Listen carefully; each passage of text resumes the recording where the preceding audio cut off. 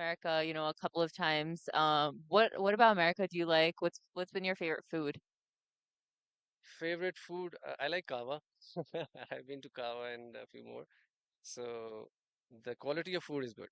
So I like that. And coming to America, the weather is a bit like Pakistan, like Karachi in Houston.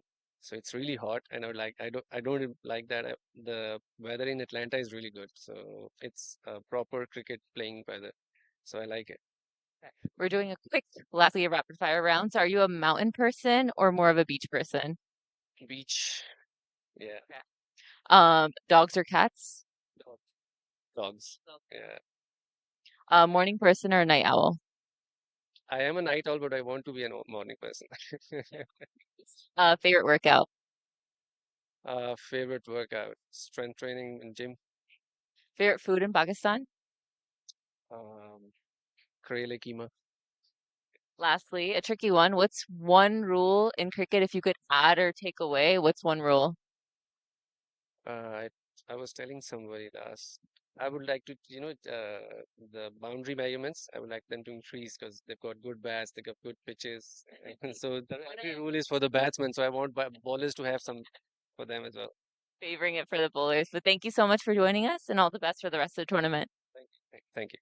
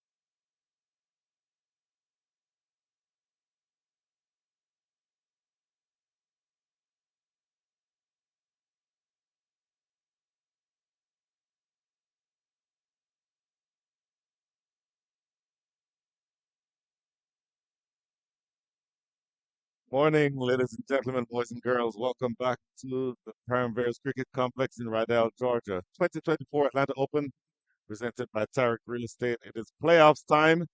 Opening match here is a 3-4 matchup between the Samp Army and Knight Riders United. First, let's take a look at that strip in the middle. Over to you for the pitch report. Well, good morning and welcome to the action on day four. It's playoff time, and we have this morning Samp Army coming up against Knight Riders United. Knight Riders United winning a cliffhanger yesterday against the defending champions Kingsmen, and today they come up against a Samp Army unit who lost badly yesterday as well. Samp winning two, they have lost one. United comes unbeaten so far. So just looking at the pitch, obviously there is some early morning moisture as normal. And if you look here, it's a different color. It's white, but it's nothing to be worried about. It's actually clay just added to the surface. It helps with the bowler's grip. Remember when they're running through? Yesterday there were some instances where they were slipping, but now with this, it will hold them, and they will be able to focus on their bowling rather than whether or not they are going to slip. So if you look at it, there is some grass coming through, and of course, as the sun bakes it, the ball should come on nicely. There's also a lot of spin on offer. We saw the ball turning square yesterday. And again, I predict that because of the early morning moisture, it's a bit tacky. You will get turned from very early on. Whoever wins the toss, I'm sure that they will bowl first. But let's go to Atta Ali Khan, who has the toss. It's Knight Riders versus Samp Army. I've got both the skippers, Nitish Kumar and Aaron Jones, the match manager and the umpire. The winner goes to play the semi-final. Crucial match for both the teams. Nitish got the coin.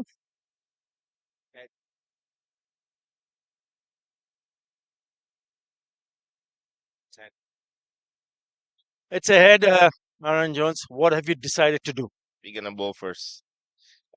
Um, I think that in the morning the wicket be a little tacky, so we're gonna try to get some early wickets side top, and then put a little pressure and probably restrict them to 100, 120 runs.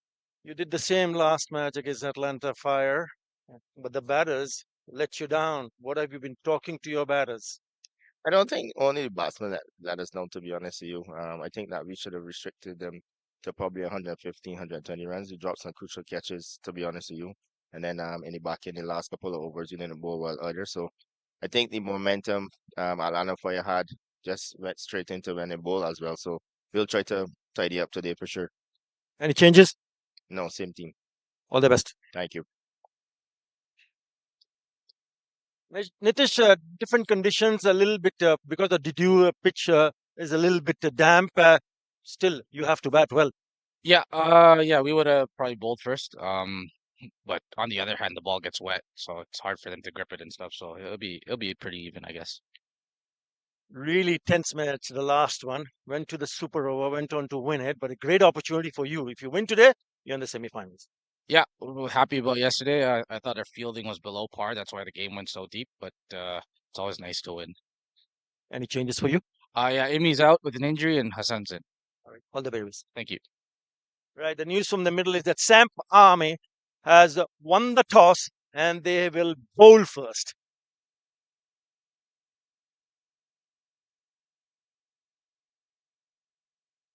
So there you have it from the great After Ali Khan. Samp Army winning the toss. Aaron Jones choosing to have a bat under relatively cool conditions, probably about 60 degrees Fahrenheit here in the Atlanta, Georgia area.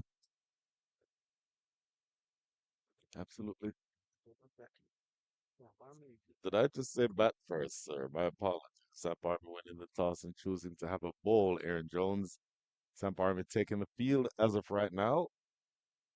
And Captain Aaron Jones is going to hand the new ball to Keon Joseph, bowling from the southern end, the aforementioned Athar Ali Khan. Good morning, sir. Good morning, Brian. Good morning, all. Yeah, bit of a surprise for me to hear that Aaron Jones, the skipper of Samp Army, after winning the toss, have decided to bowl first. Remember, they did the same against Atlanta Fire yesterday.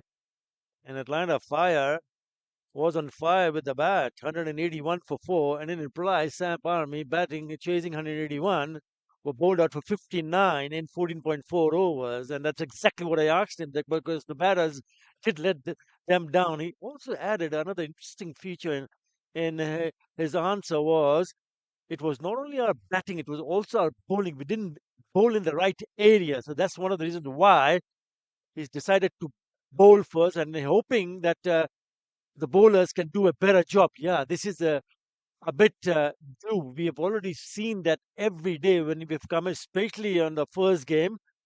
There's a dampness, there's a bit of a moisture on the surface, so you got to get it right. If you don't, then you're asking for trouble.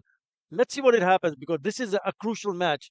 Remember, this is the match where the winner goes and qualify for the semi-final. So all to play for both the teams.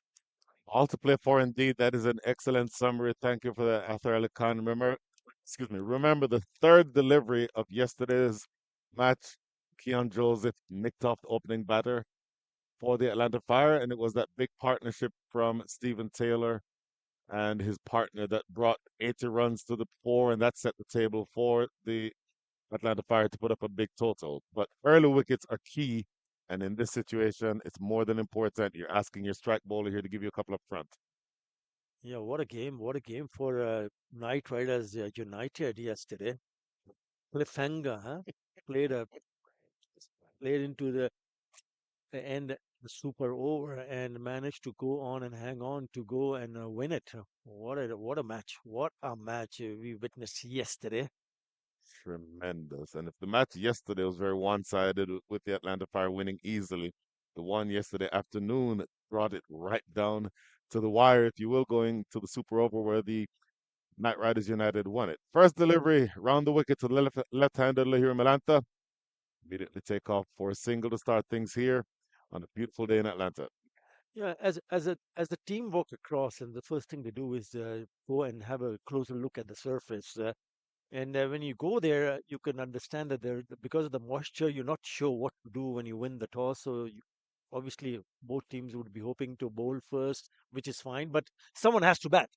So and at the back of their mind, as a batter, I think you don't really need to think too much about the surface because you need to handle yourself accordingly and just stay a little bit calm and composed. Your approach is important because there are opportunities where you'll be able to play a few shots. But then again, having said that, you just have to have a closer look at the surface because there might be something in early in the 4 or 5 overs for the bowlers.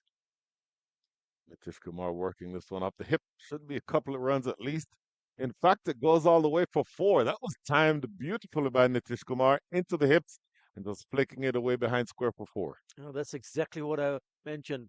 Have a look at that shot. Yeah, it was bounced, but it played that beautifully, getting on top of his toes and flicking it away, even though there was a fielder in the chase, had no chance and goes to the boundary. So they pick up the first boundary in the very first over. Lovely shot from this skipper, Nitish Kumar. Lovely shot indeed. Now, note that the non-striker and the man who opened the batting is Lahir Milanta. He's the impact player today. I suspect that the reason he's the impact player, remember yesterday he tumbled and fell and hit his head, so he's not going to be handling the keeping duties today. Similar type of delivery. This one worked to Raj Nanan in the deep for a single. Yeah, Nitish Kumar also mm, had a good start in that game against Kingsman. In that innings of 143 for 8, he managed to score 31 of 28. He had a good start, but it's important as a skipper, especially as a skipper, when you get that kind of a start, you've got to cash in. I think about 70s or 80s, which can be really good for the Knight Riders to post a big total. Remember, Atlanta Fire posted 181 batting first yesterday on the same pitch.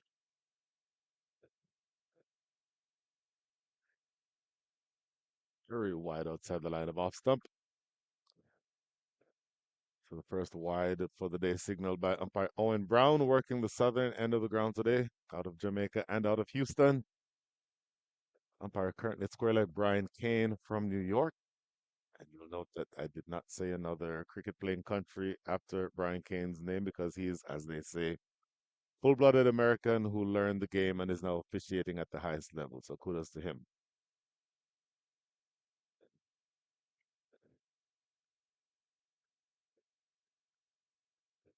Overcorrects, goes down the leg side this time. So just having a little bit of trouble finding the right line here, Keon Joseph.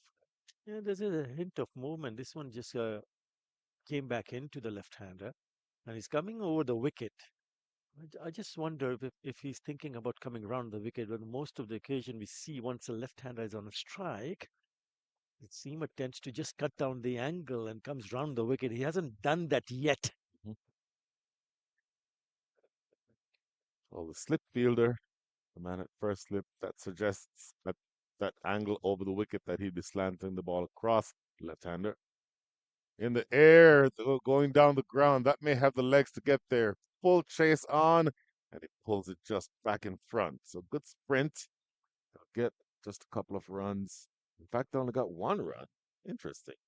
Yeah, again on a shorter side, a strange looking shot because of the back foot. He's hit that back straight down the ground. He could have hit it square on the wicket on the offside, or maybe try to pull it, but it's only a single, and that's not good running. Interesting. Not only is it not good running, it's no running because Lahiri Melanta stood there after he played the shot and admired it. Yeah, he thought that was going to the boundary. Exactly. So who want to look at that? Nitish Kumar back on strike.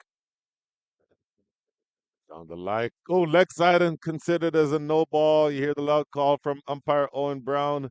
So Keon Joseph having trouble with his line and also with overstepping here. This next ball will be a free hit. Yeah, he's bowled a couple of wide deliveries already in this over, and now he oversteps. So allow the batter for a free hit. Turning out to be a good over for the Knight Riders. United already 10 in the over in the first four deliveries. First four deliveries and what happens on this very next one because the same batter is on strike, so you can't change the field. And the captain Nitish Kumar can tee off here. Oh, that didn't go anywhere near where he wanted it to. He probably wanted to play that more square. So the free hit doesn't hurt them. Good delivery by Keon Joseph. Yeah, he's got away with that. Mhm. Again, on a shorter side. His lengths have been on the shorter side in this over. And you can see that extra bounce for the batters to cope up with. He would want his bowlers, Aaron Jones, the skipper, would want the bowler to show a little bit better discipline in terms of line and length. Hammered away. That's probably what he was trying to do on the free hit delivery. This time he makes contact and it goes away through points for 4. Solid boundary to finish the end of the over. 14 without loss after 1. The length on a shorter side continues and gets the treatment, short and wide, slapped away to the boundary to finish the over. Yeah, that's a good start for the Knight Riders. 14 without loss in the first over.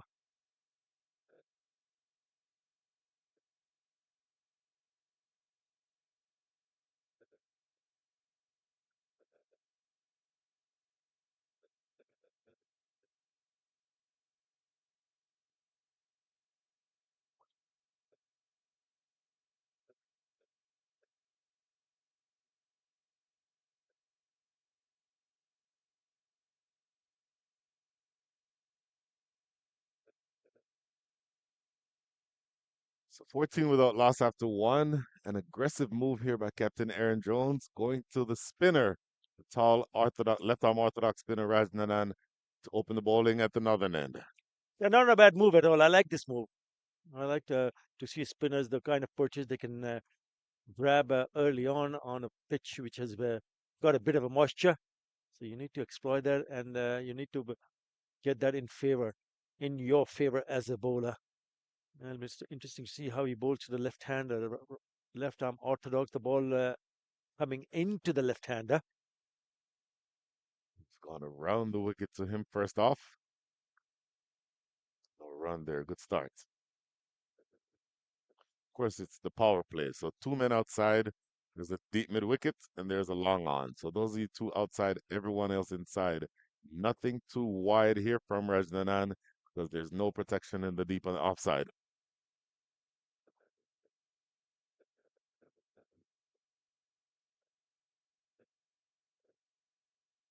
A bit of a bounce there. Not a bad idea to get a slip in place. Well, because of the fact that 14 runs in the first over, mm, Aaron Jones feels that yes, you got to make sure that someone, someone like a Raj Nanan to bowl a good over here.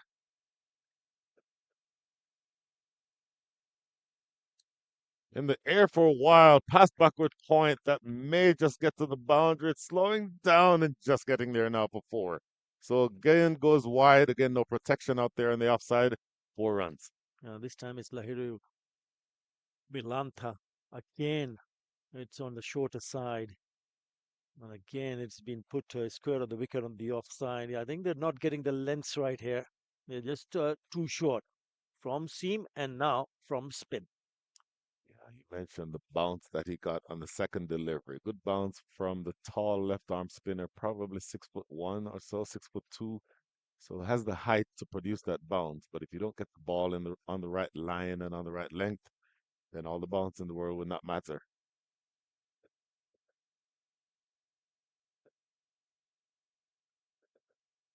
Better delivery. Play back to the bowler himself. Doesn't collect cleanly, but that's a better line, I think.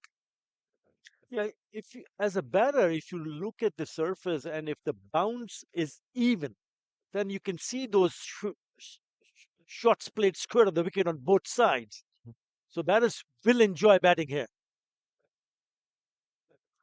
Oh, tries to play the late cut. Misses out on that, intentionally trying to play it behind point, but does not make contact. That's one of the reasons I felt that maybe initially you can have a slip in place because he's trying to pick up the gaps. Now the short third fielder has been asked to go a little bit squarer.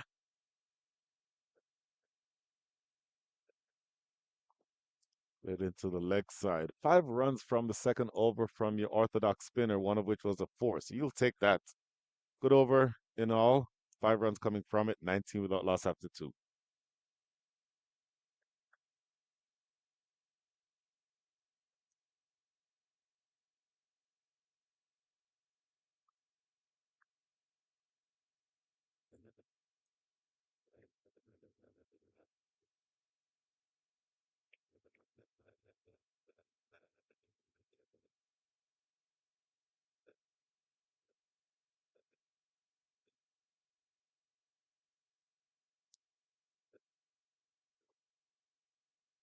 Nineteen without loss after two. And after Ali Khan, I assume that you'll also like this move because Keon Joseph, after giving up 14 in his first over, has been taken off. And Jonathan Fu, who for me was the best bowler on offer for Samp Army yesterday, has been given the ball to bowl over number three. Yeah, as expected, wasn't it? I mean, if you see a bowler conceding 14 in his first over, and you're not going to, the skipper is not going to throw the ball up to you again. Maybe later. Spin also, just five in that first over from a spinner. First ball is worked down wide up mid on for a single. You'll note that the slip fielder is in position for Lahiri Malanta, with the right-hander turning the ball away from the left-handed Lahiri Malanta. Always a chance of that catching slip or Yeah, catching the edge. but not for the right hander because now he's been pulled out from the slip area. He's gone towards the short mid wicket. Now Jonathan Fu needs to bowl a good spell here. Just tighten things up because it's a good start. 20 already on the board. It's only the third over. Happy to do it in singles at this stage. The Knight Riders United. Lahiri Malanta 8 from 9. Natish Kumar 10 from 6. 3 fours total. 2 4. Nitish Kumar 1 for Lahiri Malanta. So good solid start from this opening pair for the Knight Riders United. Played off the back foot. Rajnanan is there, no run. Yeah, one thing which is noticeable is when he's come onto the attack, we spoke about the bounce, but the couple of deliveries that he's bowled in this over has stayed a little bit low. Tell you what, he's bang on target with his length. I think this length is the best of all the bowlers that we've seen so far. So far, so good. He's just conceded 2 runs in the 4 deliveries that he has bowled. Slip is there for the left-hander.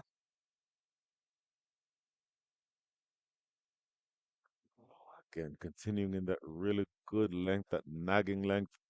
Another dot ball. So excellent spell so far, excellent over so far for Jonathan Poop. And he went down the wicket and he saw him coming down, so he pulled the length back. So really good delivery from the spinner. What an over, just 2 runs coming from it. Excellent start for Jonathan Pooh. After 21 without loss.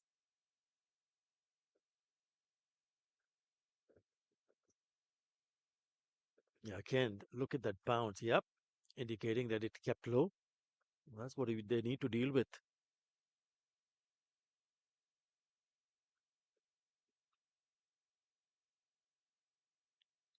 Aaron Jones pulling out all the stops here. A lot of strategizing for the fourth over of the first innings and sticking with spin as Ratnanan coming back for his second. Gave up a boundary the third delivery of his first over, but overall a very good over. Just 5 runs conceded in it. And recall that we're still inside the power play. Yeah, as long as he doesn't have bowl a short pitch delivery, he's fine because from one end there's a bit of a bounce, the other end there's keeping a shade low. So you got to tighten things up. Yes, a couple of good overs from the spinners. 14 in the first over, and then in the next two only 7. So good from Samp Army. Right, and again, Nitish Kumar on strike. And now Aaron Jones is being aggressive. He's now at first slip. Oh my goodness, the simplest of return catches. That is one that will disappoint the captain. One down, 21 for one. Ah, he'll be disappointed, Nitish Kumar, because he was the one informed the skipper. And once again, it's a really good line and length. Probably it's stopping, the ball stopping, because he went through the shot and lobbed it straight back to the bowler. That's exactly what Samp Army would have hoped for. And they've got the breakthrough. So the opener departs. It's Nitish Kumar who has to head back to the pavilion. It's 21 for 1. He'll be disappointed with that, Nitish Kumar. The length wasn't exactly there for the shot that he played. And it really wasn't a full-blooded shot. It sort of played out in front of his body. Pretty simple catch back to Rajnanan. He's not going to miss that. Now this gets interesting. Joshua Trump, seen him this entire week. Excellent number 3 batter. Loves the ball coming onto the bat, plays pace very well, but can also play spin very well. And it will be interesting to see how he handles the ball turning away from him because, as I pointed out a couple of times yesterday, he loves the scoring area over extra cover. So see exactly how Rajnanan attacks him here because he will have known that as well. Now, this is an important wicket for Samp Army. This is one of the players who've been looking good, scoring runs. Even in the last match against Kingsman, he was the highest scorer for his team with a score of 44. And if they can knock him over early, they put them in a tremendous amount of pressure. Immediately off the mark, working this one into the deep for single. So that sets you back just a little bit. Lost a wicket, but looking to rebuild here, Josh Trump and Lahir Malanta. Yeah, a lot will depend on how he bats here. Joshua Trump. They are there. The trump card, Joshua Trump. If he gets to score runs, I can tell you, they can score a decent amount of runs on the surface. Oh, that gets the treatment. Gets it too straight. And Lahir Malanta cashes in. 6 over backward square leg. That's the problem. That has been the problem from each and every bowler so far we've seen, apart from Joshua Fu. Again on a shorter side, so he leans back and heaves it over towards square leg for the maximum. The moment it's pitch short, it has allowed the batters to free their arms, either on the offside or on the onside. So you got to get it fuller. Remember, he was already picked up a wicket in his over, which was bowled a little bit fuller. So batter had to come on to the front foot. So played off the back foot. That should really have been stopped by Chandapal Hemraj. Misses out on this and gives up 2 extra runs. Again on the shorter side, I keep on repeating myself over and over again. I have no other option because they are bowling short. They keep repeating the short balls. You call what you see. Oh my goodness. So good start here. After the wicket, a few runs. 9 from the over so far with 2 balls to come here in over number 4. Lahir Milanta now up to 16 from 15, 1-4 and 1-6.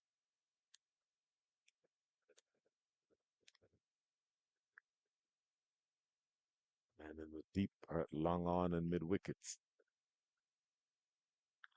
Repeating the dosage, and he'll get more runs here. Is it 4 or 6? Lands just inside of the ropes at backward square leg for another boundary. Yeah, this is turning out to be a good over. It has been a mixed bag. Yeah, he's picked up a wicket and now he's conceded his second boundary of this over. The first one went for all the way, just not that far away. Could have been another 6. But he'll take this. Lahiro, he's now moved on to 20, just 16 deliveries. Give credit to Lahir Milanta also, because on that replay, you'll see where he walks across just a little bit. So ball that would have been on off stump ends up being like a leg stump delivery, and rocks back and punishes him over back at square leg. That's a delivery. Played into the area, short of extra cover, but a good productive over. A wicket fell, but 13 runs came from it. And the 4, 34 for 1.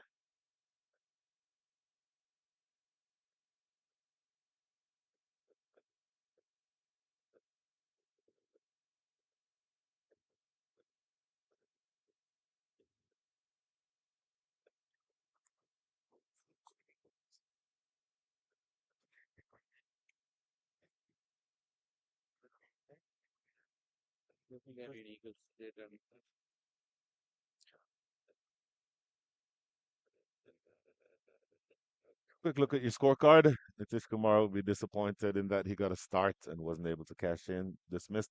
But Lahiri Malanta is on the way here to what he thinks will be a decent total. 20 from 17, 2 fours and a 6. Jonathan Fu to continue. It's a double header today, and both are important because the winners go through to the semi-final. Two sides already sitting pretty. Atlanta Fire, Clarion Eagles. Jonathan Fu. Good delivery to start with. Outside off. Joshua Trump bending and missing at this one. He's been good. He's been very good. He only conceded 2 runs because of the fact that his lengths have been much better. And there's also a hint of turn there. Really good. He's been impressive. Straight away, there's a bit of a chat between the two batters.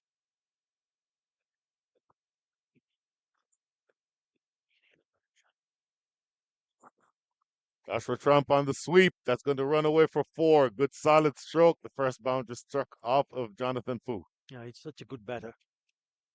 It was played beautifully, knowing that there was gap square on the onside. He has just a touch fuller and he's picked that length very quickly. And he's put that away for another boundary. So if you were to criticize, you could say that that's the first one that Jonathan Fu gets a little too straight, fine leg inside the circle, so you don't have a lot of options if you don't get that ball on the right line. This is better. On off stump, defended into the covers. Yeah, it's a format where the batters will take few chances. So you got to be spot on. Flipped into the leg side. It's going to be Rajnadan. An interesting field to the right-hander by Jonathan Fu. There's a backward square leg inside the circle, and there's a square leg inside the circle. So I wonder if maybe they're trying to incentivize him to hit in that direction. What are your thoughts there, if that's what they're trying to do? Well, then he has to restrict his line and length, so make sure that he doesn't allow the batter to play in that area over the top.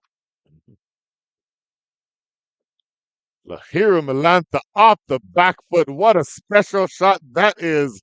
Shot of the morning so far, over extra cover for 6. And now that's a cracking shot. Oh, wow. Immense power. Look how short it is, and he throws himself at it. That is a beauty. Oh, that's gone all the way. That was delicious. Absolutely brilliant shot by Lahiri Milanta. Now moves up to 26 from 18, 2 fours and 2 sixes. Quick single taken here. What excellent batting by Lahiri Malantha. 12 runs coming from the over. 5 in the books. 46 for 1 is your score.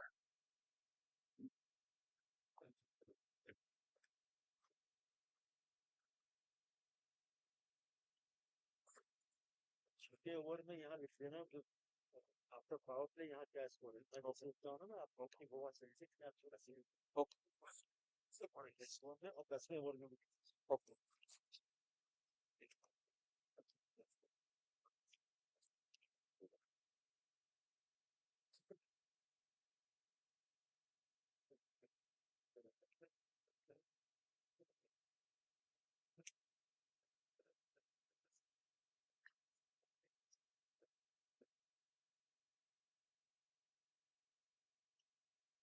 Very, very good start for the Knight Riders, despite being put into bat. Slightly delayed start here, 15 minutes later than the scheduled start. 10:45 local time we started. Allowed a little bit of extra sun to get on to the pitch and probably dry up the surface a little bit more. Shadley went call quick. Now we'll take up the attack from the far end. Oh, that's hit him. That has hit him. He's all right though. Gets up on his feet. See the fleshy part. It does knock the wind out of your sails momentarily. Big strong boy Lahiro Melanta. He's up and up and about and settling in the com box alongside me is Keisha. Good morning, Keisha. Good morning to you, Shah. Definitely excited for this encounter between Knight Riders United and the Samp Army. Despite losing the toss, Knight Riders United, I think they will be pleased with the start. 46 for 1 after 5 within the power play. This is short, not quite timed, but still over the top. And downhill it goes very quickly to the boundary. The runs continue to flow here at the Paramveer Cricket Complex as 50 has been reached for the Knight Riders. Yeah, excellent looking shot there from Lahiru Malantha. You can see that he's definitely looking to take advantage of this power play from the previous games that we have seen from the Knight Riders United. He has just been a bit cautious with his start, but certainly with the aggressive nature we've seen today, looks to have good momentum. Again, slightly short, not short enough to get a proper connection, but Lahiro Milantha is picking up the length pretty quickly. And the runs are flowing. We know that Knight Riders United, they have a formidable bowling lineup. They'll be very happy with this start. Yeah, the bowling attack is certainly something to not take lightly. We know that in the first two games they played, in fact, first game they made 129, bowled out the side for under 80, and the second game also bowled out the side for sub 100 total. Just a little bit of swing in the air for Shadley. Just a single. Yeah, and they're coming off of the back of a magnificent super over victory late last evening. What a drama. What thrill that was. Lots of excitement with that super over, I must say. Everyone who was at the ground, they hatched with their mouths, essentially. And Roshan Primus bringing its hope for the Knight Riders United. Really thrilling encounter that was.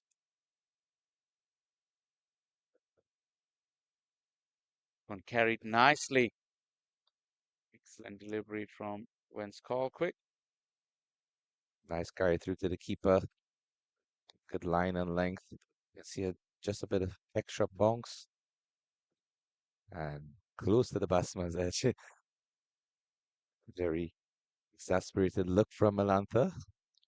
Has dropped his hands.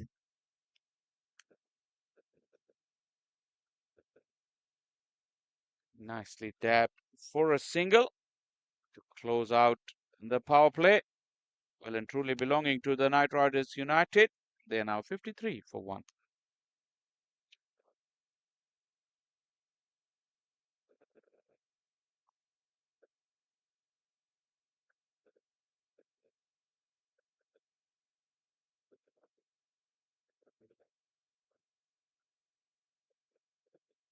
So the power play completed with a run rate of 8.83. At this point, projected score should be just around that 160 to 180 region. I'm sure whatever score that the Knight Riders United set, they'll be willing to back themselves, as you mentioned, their potent bowling attack. Some good mix of pace as well as left-arm orthodox spin. Oh yeah, they've got a well-rounded bowling attack. Bowlers who can bowl with the new ball inside the power play, and then they got very good death bowlers, the likes of Ahmad Asif, can unleash those Yorkers at will. Sohail Khan as well. They were both instrumental in taking that game to the last overs yesterday. Jaydev starts from this com box end. Just as you mentioned, left-arm orthodox. Jaydev Patel comes into the attack. He's bowled well in a couple of games for Samp. This game, in fact, he was one of the pick of the bowlers, always turning squarely on the pitch, and he was really getting into those nice areas just outside the reach of the batsman and into that corridor of uncertainty. Looking to dart the ball in. Little bit of movement with the arm into the batters. This is the modern day left arm spinners, basically, especially in this format. They heavily rely on that arm ball, attacking stump to stump, not giving a lot of room outside the off stump or anything down the leg side, because then they can travel. Good control. Not a clean strike, or a thick inside half of the bat. Just a single to Lahiro. Yeah, just to add to that point in terms of the variations on display by the left-arm spinners, you know that many times you have seen them with the new ball or early in the innings, and they bowl a lot of drifters or seam-in deliveries to the right-handed batsman. Got that area covered. Rajan Anand sweeping at backward fine leg. Yeah, this is the phase of the game you feel like with Milantha well set.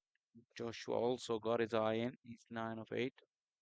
Just want to steady themselves a little. Not taking any undue risk at this stage. I would think that's intelligent batting, given the fact that they have had explosive starts. No need to take unnecessary risk, as you said. Just rotate the strike and wait for the bad balls to be put away. That has been put away. It was short. And although it's an incredible stroke to have hit it just in front of square and to the right of that sweeper. Have a look. Right on cue, you can see Malantha didn't really need to move his feet. In fact, just opened that front foot out of the way and threw the bat at it, was allowed to free his hands, given the fact that the ball was wide outside of the off stump, and gets maximum reward with a 4. At the end of 7 overs, 61 for the loss of 1.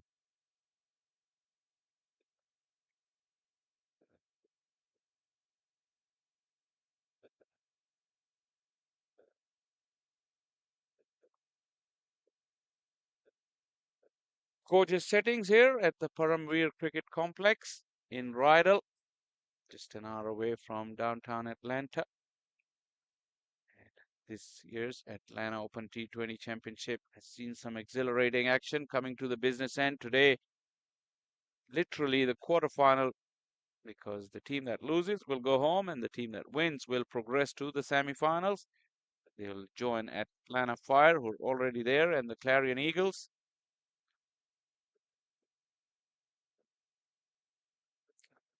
There is turn available. And the running is very good.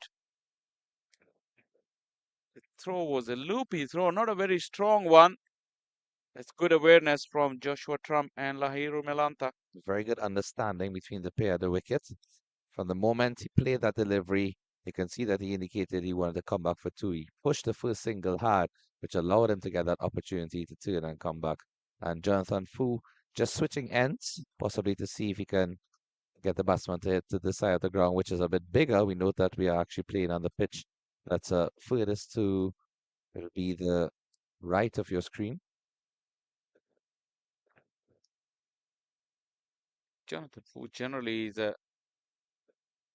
low trajectory bowler. He darts them in good areas. He also is a very good batter himself, so he's a great ability to read or preempt what the batters are thinking, try to outsmart them. He's very good at that. His first 2 overs were pretty expensive. Obviously, bowling in power play is a challenge against good players. Yeah, at this point in time, Fu certainly is doing a good job for his team. In the first game, in fact, he was the wicket keeper. And you can see that delivery getting a bit of turn. He, in fact, put some flight on it instead of just pushing it through the air, which we have seen in the previous deliveries. So there is a bit of turn and purchase on offer. His more turn this time into the pitch. It wasn't a flight, but into the pitch and still got turn. I think he actually dragged that one down, as you can see. A bit quicker through the action, but still getting that turn, which can, those deliveries are never easy to play. They might seem as if they're too short or a long hop in that extent, but can easily be skied and mistimed. Nicely played. The construction of the over for Jonathan Fu is that he mixes the flighted deliveries with the real quick ones. Most of his deliveries are quicker ones, but then in between he just tries his flighted delivery every now and then, since the wicket has help. This one has been cracked. Chase is on. Good work in the deep. It's very close to that rope over there. But was smart enough to just pull the ball back into the field of play. This is good work in the deep. Yeah, good feeling attempt. As you can see, he was reaching close to the boundary rope and just had to ensure that with the dive forward, he wasn't going to get into contact with it. So at the end of 8 overs, 68 for the loss of one, Knight Riders United continuing along nicely.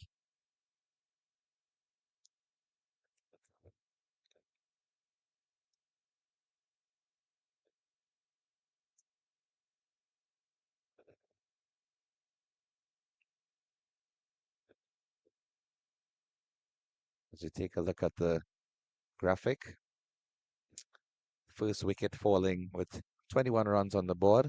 That of the captain, Nitish Kumar, caught on bowled.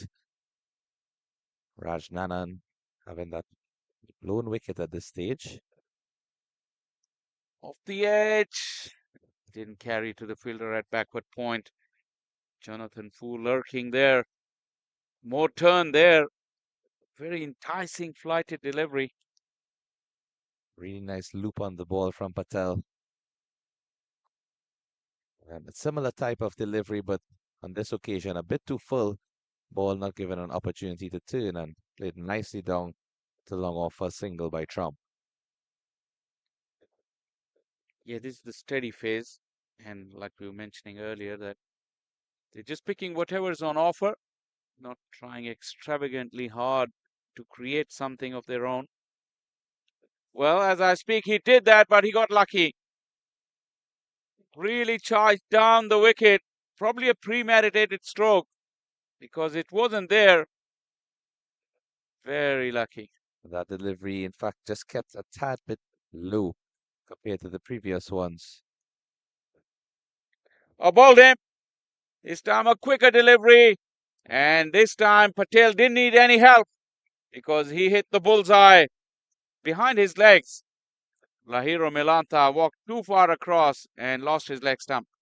Faster and quicker. And you can see from the point in time which Patel released the ball, the leg stump was already exposed.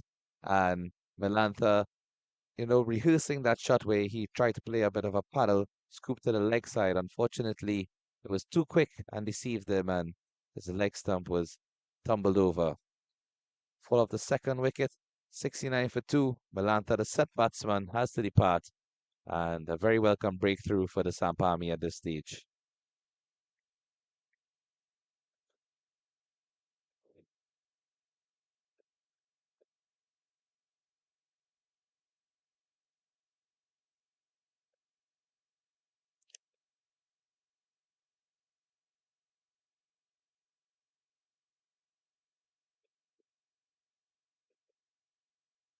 Chaitanya Bishnoi, the new batter. Another left-hander sent in. just to keep that combination. And Lahiro Milanta, the left-hander, replaced by another left-hander. And change of angle there from Jaidev Patel. Nice start from Bishnoi. Yeah, good start from Vishnu indeed. Just waited on that delivery. Timing is very key on these sort of surfaces, Shah, in terms of the bogs and the turn factors just being difficult for the batsman. And again, as you can see, that delivery just kept a bit extra low for Trump's liking, and rightfully so. He played it cautiously on the front foot and completes the ninth over, 71 for the loss of 2.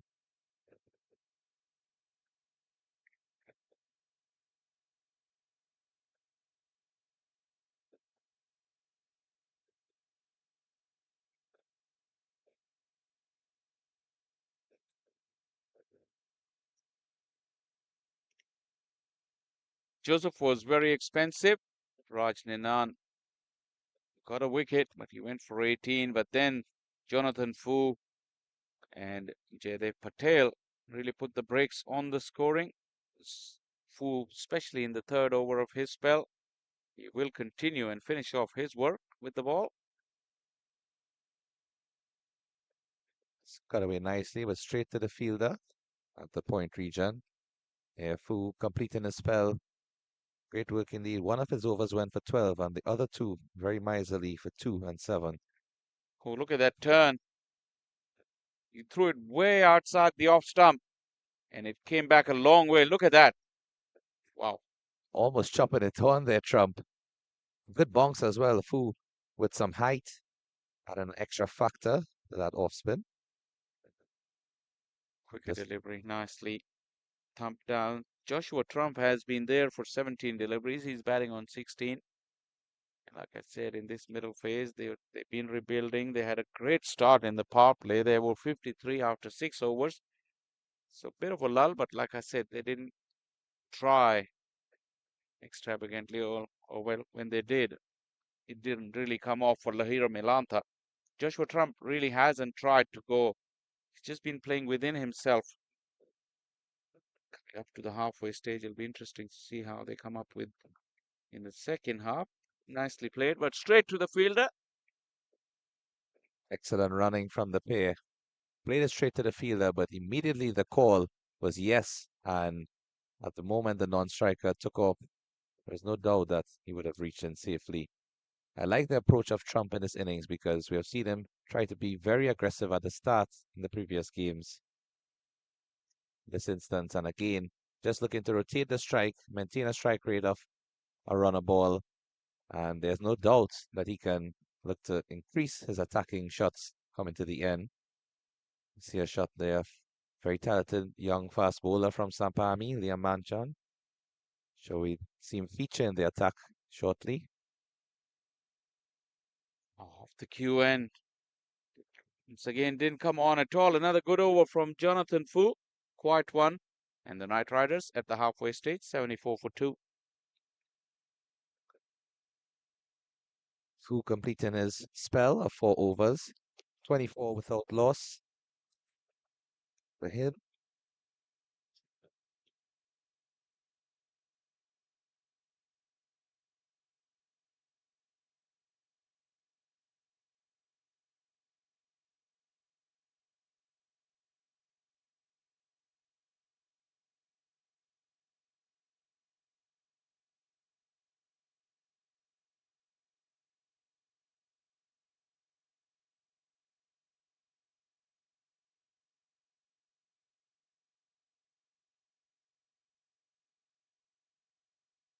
So 74 for 2, 10 gone.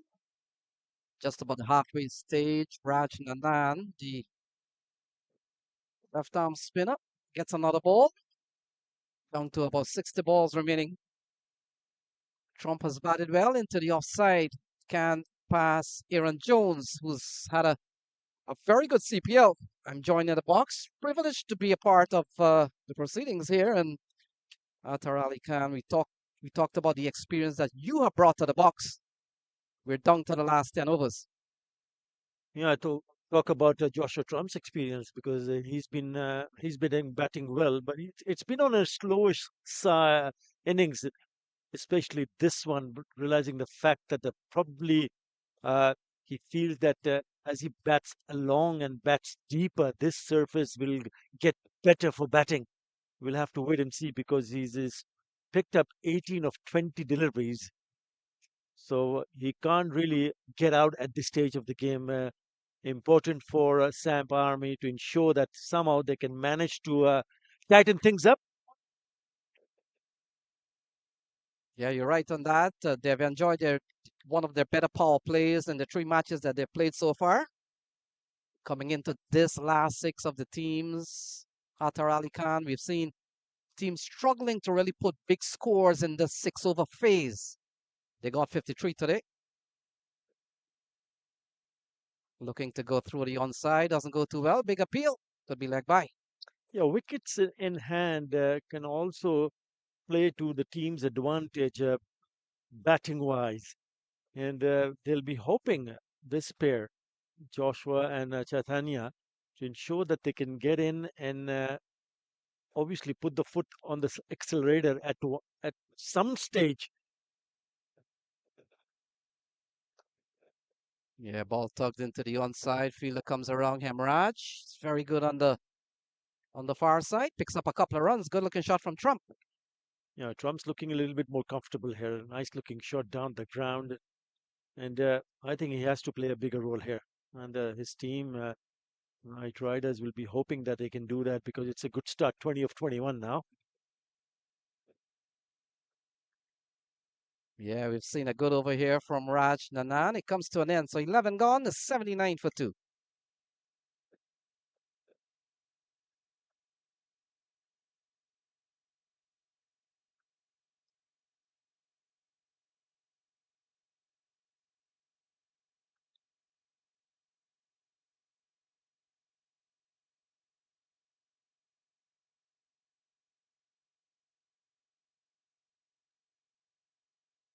So back to the Atlanta Open. We're down to the last 6 teams. And we saw yesterday, Mr. Khan, when we went to sleep, 3 teams locked on 6 points. It was just a matter of net run rate that separated the 3 teams. The Knight Riders, of course, getting a chance to play Samp Army based on 3rd and 6th. But we still got a couple of big teams. Atlanta Fire at the top of the order, and then of course Clarion Eagles. They'll play tomorrow. 79 for 2 here, 54 balls still to be bowled. We've seen a couple of wickets fall, that of Nitish Kumar and Milanta, who really batted well. I thought he was using the slow nature of the pitch to get under the ball, and a couple of shots in the backward square area were a treat to watch. Into the offside. That's a lovely looking shot. Rajnanan comes around. Get hands to the ball. Has he taken the catch? He may have, because Joshua Trump is walking, and that's a well-judged catch from Raj Nanan, 79 for 3. And it's Joshua Trump. Remember, he's the one who looked set and he wanted to hit it out of the ground. That is a terrific catch. At one stage, it was looking that it was going away from him, but that is he's dived to perfection to the left and picks a beauty. Look at that catch. Wow.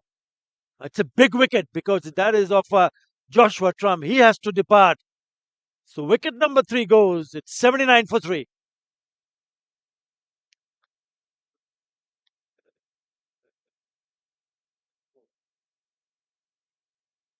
So Matthew Thrum comes to the middle.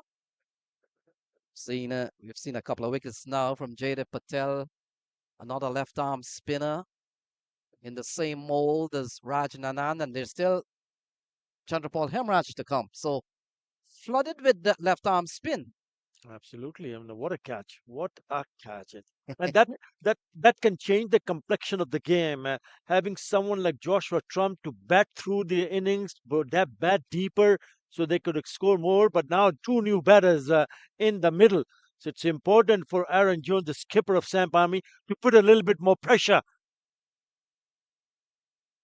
Yeah, we got 53 balls remaining. Jaydev has picked up his second wicket, 2 for 11 so far.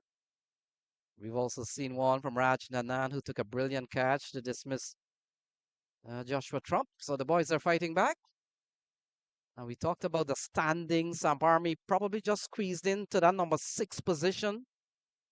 And it all comes down to this phase, Mr. Khan, which it all matters now. It's a different tournament. Absolutely right, Lenny. And remember, the next game is also a big one between the Kingsmen. The winners go and play the semi-final. Yeah, we've seen Atlanta Fire and Clarion Eagles. Based on how well and impressive they've played, they've got a day off, missing one round. Driven into the offside, Matthew gets off the mark, and we come down to 51 balls remaining. Yeah, they need to get this pair get going because if you look at the 80 for 3 with 7 wickets in hand, they've got still got a lot of overs to bat around with. Well, someone has to take a little bit more responsibility. And there's a left and right hand combination in the middle for Knight Riders. Yeah, we've seen a couple of times. There's a cheeky single well run in the end, and the ball goes out to the captain, Aaron Jones. But we've seen the Knight Riders this competition 129 in their first match. Then another time they were just chasing 72, so never had a chance to really pile on the scores. We saw yesterday big super over 143, 143. So they've really picked things up. And how important is Norman Anwar missing out from this Knight Riders lineup? Yeah, I think he's gone back, hasn't he? Yeah. But yes, he's picked last match that he played, he picked up a 50. So yeah, important play missing out. But yeah, you've got to look at what you have in front of you rather than think about, oh, he could have been here, he should have been here. Important for them to realize the fact that Into the onside, put down. So a chance off the bat of Bishnoi into the hands of the fielder, and he puts it down. straight in, straight out. I mean that should have been grabbed because they took a really good catch earlier in this over. And I will look at that. He was well in position, goes down, and somehow does not get to hold on to it. Yeah, very good over. Could have been even better. It's 83 for 3.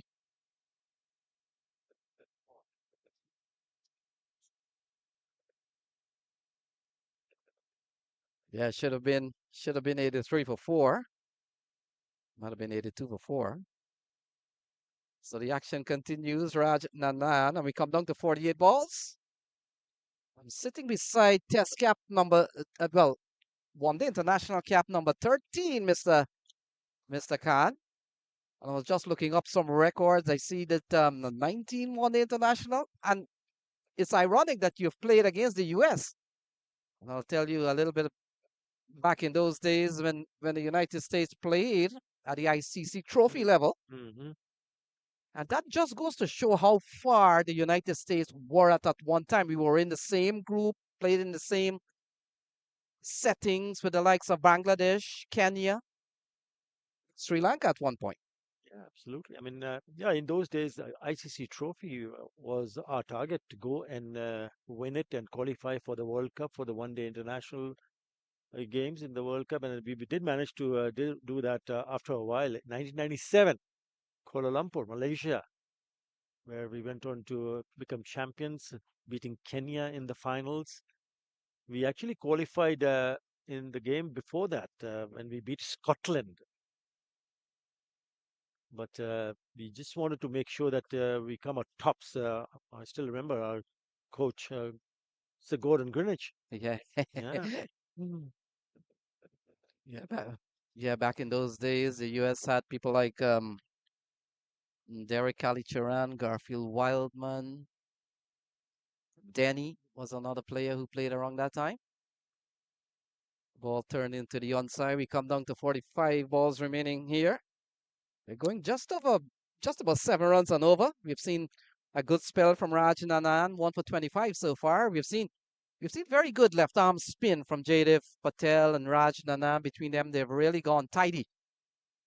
I think Nitish Kumar will need to look at what the bowlers are trying to do here.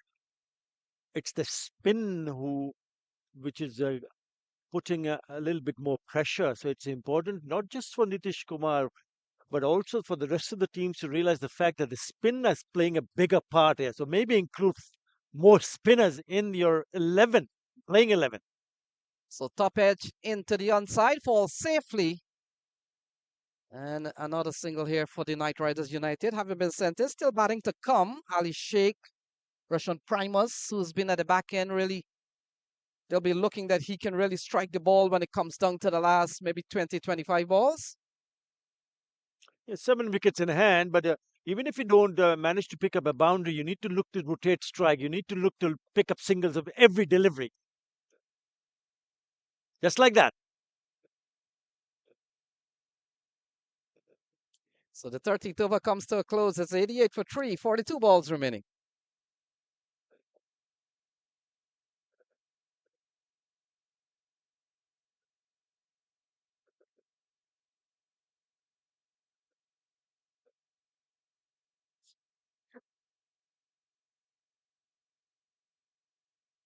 So 13 gone, 88 for 3.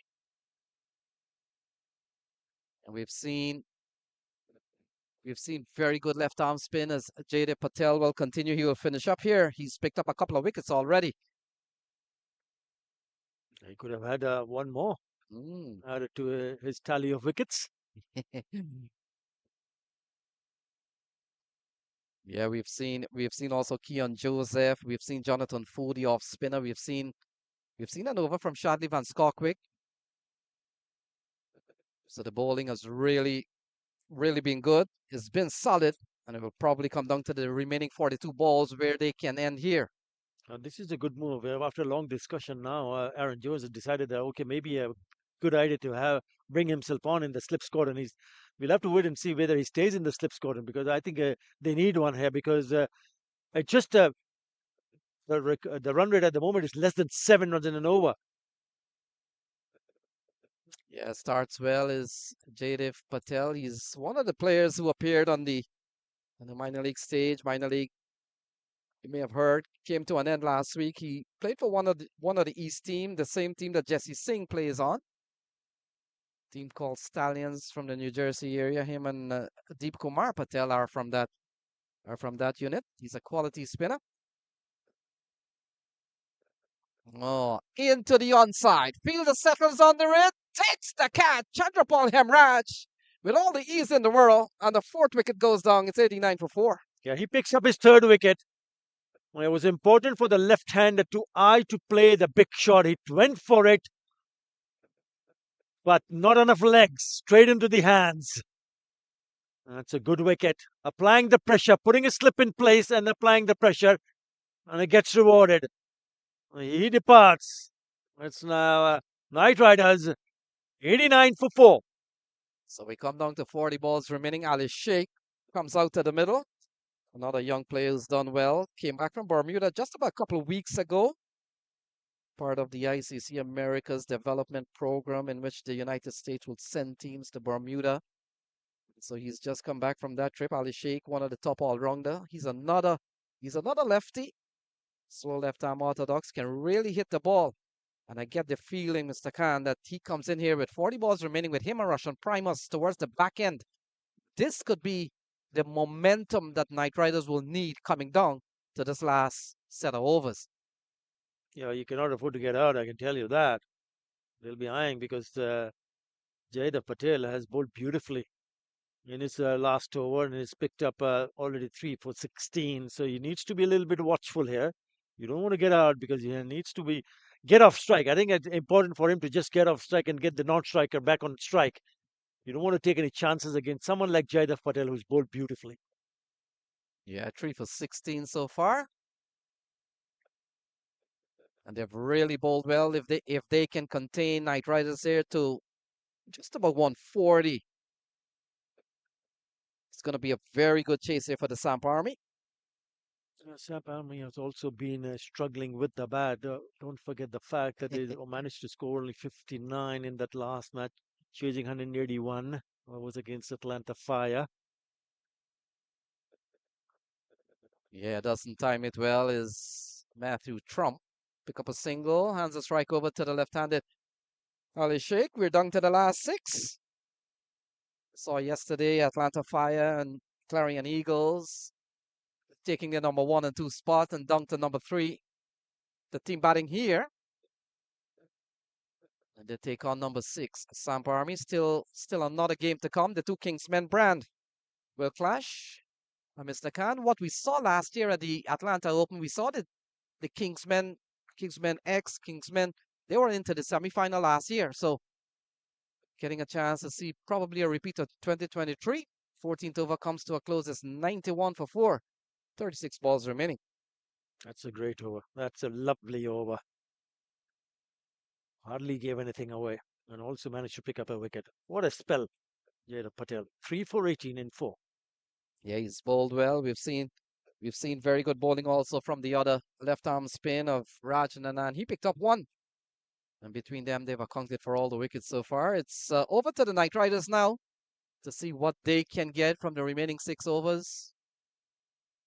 Looks like Chandrapal Hemraj, another lefty, has been given the ball. So left arm spin seems to be working, Mr. Khan, and why not? Another one comes in. This time, Chandrapal Hemraj. That's the way to go about it because you've seen the pitch, you've seen the batters getting a bit of a more pressure against the spinners, struggling to rotate strike, struggling to pick up boundaries, and then why not? That's the reason why I said a little while earlier, teams will need to look at this and looking at the combination of when they play their next match, maybe an extra spinner just might come in handy.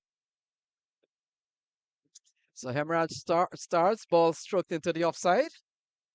We've only seen Keon Joseph, the only pacer seaman that has been used so far.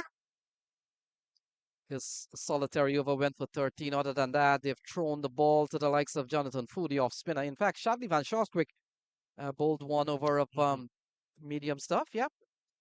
So apart from that, all the overs have gone to the spinners. We've seen 3 left arm spinner.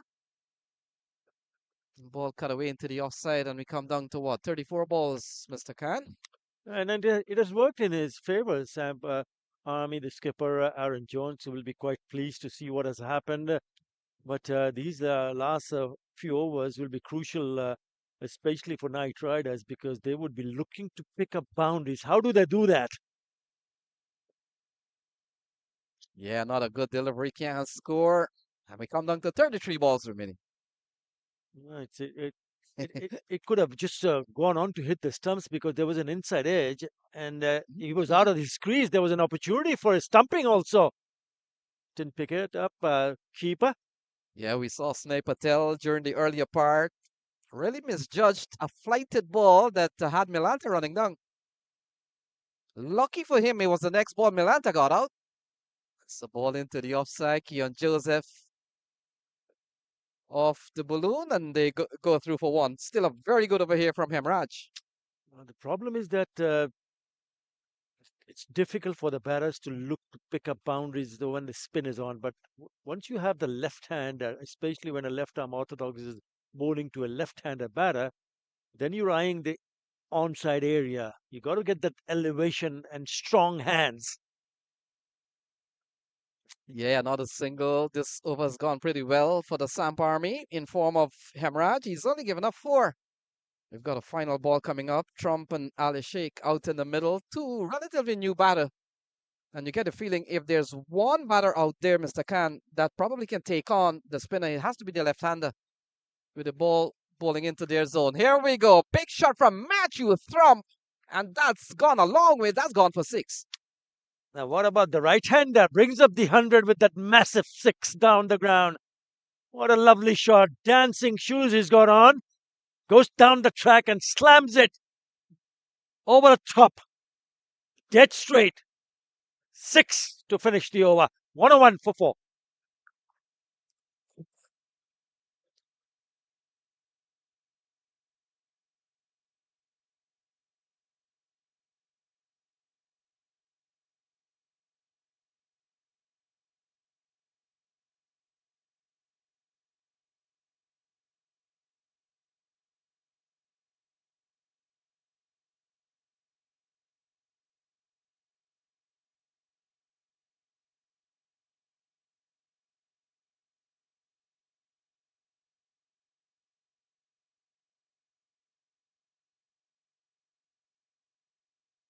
in hand. Matthew Trump is batting on 14 of 12 deliveries. This can really go pear-shaped for Samp Army from here if they don't keep their wits about themselves. Very, very crucial phase of this knockout game. Now or never for both teams. Shadley, when score quick, starts off with a cutter into the pitch and smash. There was a fielder there on the deep. He took him on and he cleared him. Ali Sheikh. Excellent looking shot there from Ali Sheikh. Just waited on the delivery and timed it to perfection. And you can definitely see from that signal of intent, I think these last 5 overs, Shah, they're going to look to increase the scoring rate just above 7 at this stage. Might probably want to get up to about 8 or 9. And another one that has traveled in almost a similar direction. Ali Sheikh probably know a thing or two about Shadley when score quick. Now that's back-to-back sixes. Well, when it's nice, you do it twice. And this time he did it even better. First delivery was in that same leg side direction. This time he got a better connection in terms of the ball flying over the ropes quite easily. And again, you can see him just waiting on the ball because it's not coming with any express pace from this fast bowler. Instead, it's just sitting up in the pitch and allowing him to time that ball and execute the shot to his liking. Just a real jog from when score quick in his run-up. I've seen him bowl with better rhythm.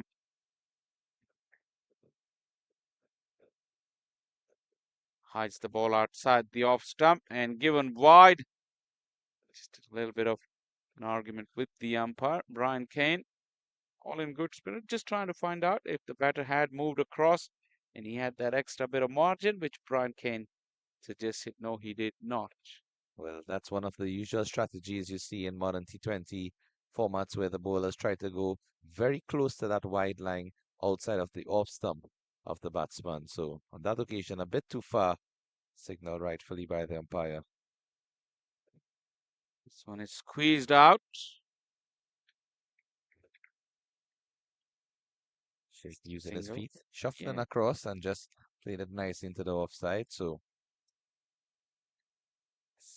Yeah, your defensive bowling skills really required to be at your best. Just checking the options that skipper Aaron Jones has left himself. All the spin options are gone. All the spinners have bowled their 3 overs unless Jones decide to roll his arm over. Little wrist spin that he bowls himself.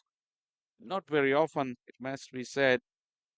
He was part of the Atlanta Fire. We used to see him bowl pretty frequently, but of late, haven't seen much of him with the ball. So pace on the ball is something that the batters would really like.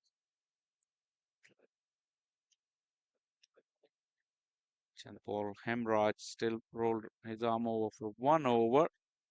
Went for 10 as well. So be very interesting to see what Aaron Jones chooses in terms of the options for the remaining 4 overs. This has been very expensive from when score quick. 16 of it already. yeah, well, he definitely has gone to spin as his main trump card. Hemraj with 3 overs left, but the first one was a bit expensive, so interesting to see if he'll be given another opportunity. In addition to that, he also has the option of the young fast bowler Liam Mampchan, who bowls a lot of cutters and varieties. So on a pitch like this, might be a very good option to look towards if he just wants to keep the batsman thinking instead of using the same bowlers and getting them accustomed. I think after what we have seen from Van Skolkik, it definitely seems as if they are taking a liking to his style of bowling from the 2 overs that he has gone through with thus far.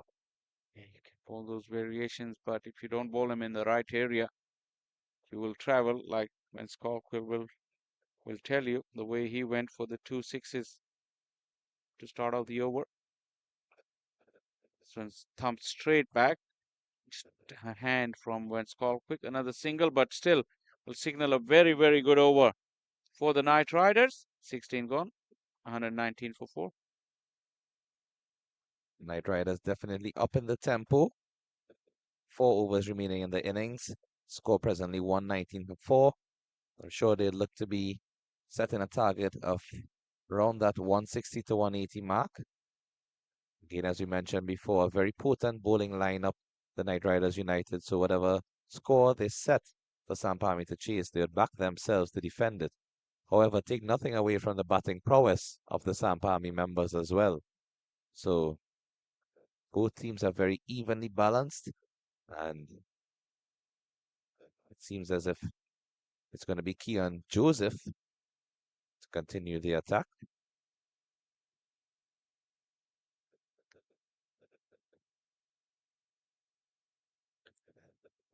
Hats off to our production crew. Really doing a sterling job. Enhanced coverage for this later half of Atlanta Open T20. Everybody has been on cue and on spot. So enjoy these pictures coming your way from the Paramveer Sports Complex in Rydal. Top edge. And taken. Brilliantly taken. Shradley went score quick. And a wicket, a very, very timely wicket. And that too of Ali Sheikh. That wicket would do wonders for the Samp Army coming down to the latter stages of this innings. The delivery didn't really get as much bunks as we would have anticipated on a top edge from the batsman. Comfortable catch in the end. He did have to go a bit to his right, and the ball was traveling backwards, but very good catch indeed. And 119 for 5 at this stage. Winner. No.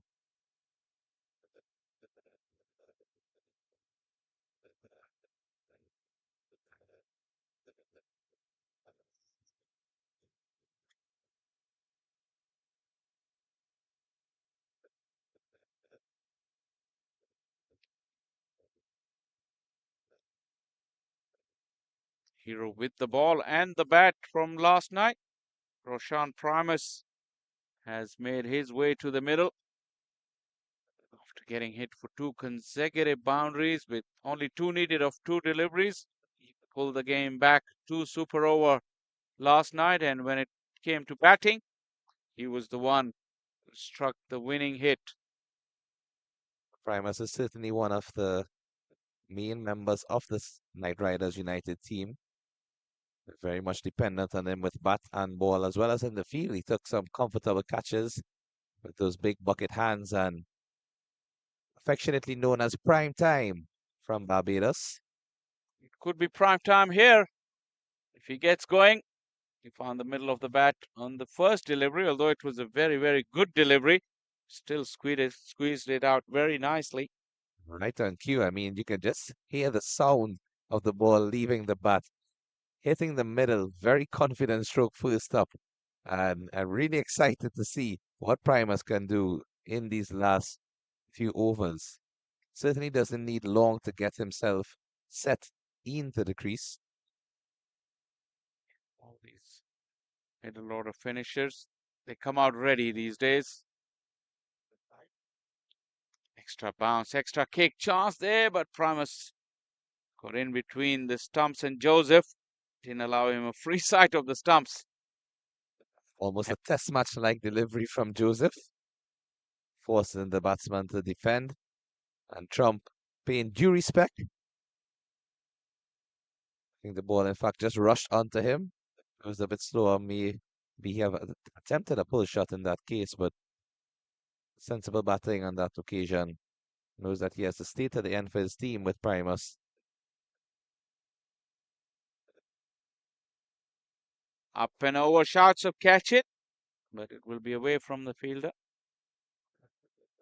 It's a crucial phase of the game, Keshav, because Primus in and he could really make a telling difference to this total. 121, decent so far. The pitch has been pretty good. You can see better idea of the bounce from side on angle. Yeah, almost head height. An excellent shot there as well from the cameraman.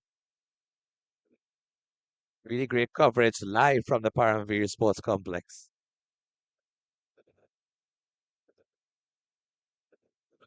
Chance. Oh, we'll have to wait and see if Primus had got in. Must have been very close. Seems to have missed just by a couple of inches. Nice pickup and throw. Good momentum. And Primus would have been gone. He didn't ground his bat early enough. Had to go around Joseph, just change his path a little bit, and then that made him cover longer distance. Wow, could have been very close. Owen Brown would have been called into action. This one is flashed away. That's the boundary for the over that the Knight Riders needed. This time is Matthew Trump. Really got onto it. Width was on offer, but the connection was very solid and the placement even better. 17 gone, 126 for 5. Excellent execution of that shot from Trump. Couple deliveries in the over. He played down to that extra cover region, but Rajnanan was positioned almost dead center on this occasion, just placing it wide of him and with enough pace so that Nanan had no chance to stop that delivery. Pretty good over from Joseph, ruined by that boundary. 7 of it. Eventually, still, I don't think that Samp will be very disappointed with it because at this stage, run a ball or just better, probably they won't mind, especially with two big hitters or two very, very capable batters in the middle. Matthew is well set, 17 deliveries. When Quick goes for the full Yorker, fine leg is up in the ring. Aaron Jones will come around and cut off the boundary.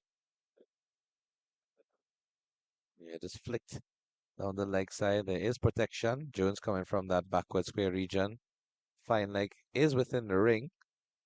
So, luckily for Sampami, the ball didn't have enough pace on it to reach towards the ropes, but Primus would certainly enjoy pace on the ball here. Full toss. You'd feel he'd missed out on it, probably done by the change of pace. Still, they went crossed over for a single, leg by signal by Brian Kane. Yeah, well, at this stage, I think they'll be looking to get a single off every ball, and you can see just from that full toss looping and dipping, definitely a change of pace from the bowler. And knowing that Primus would have liked anything with pace on, decided to use that variation. This time it's gone straight to Aaron Jones. The field is well set, although the fine leg is up in the ring, but that fielder at square leg is way behind square. That's why Jones could come around and prevent that boundary. In fact, on 2 occasions in this over. So the projected scores are reading at 149 at this stage.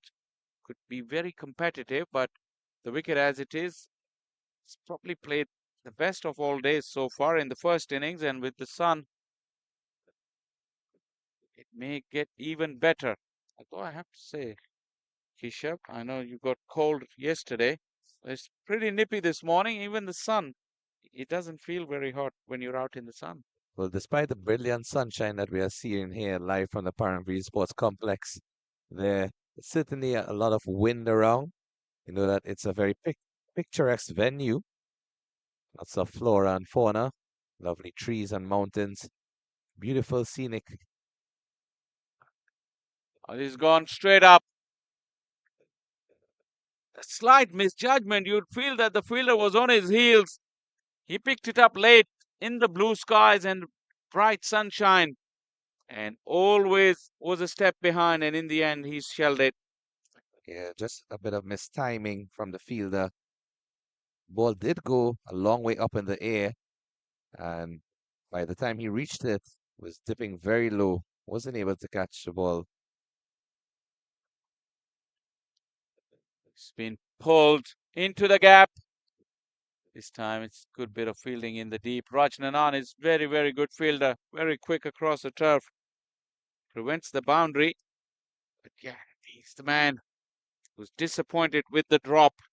Yeah, Jaidev Patel, after an excellent bowling spell, I'm sure he sets much higher standards for himself in the field. But I'm sure he would look forward to putting that behind him as 18 overs have gone. 134 for 5. 2 left in this innings. Take a look at one of our cameramen poised on the podium.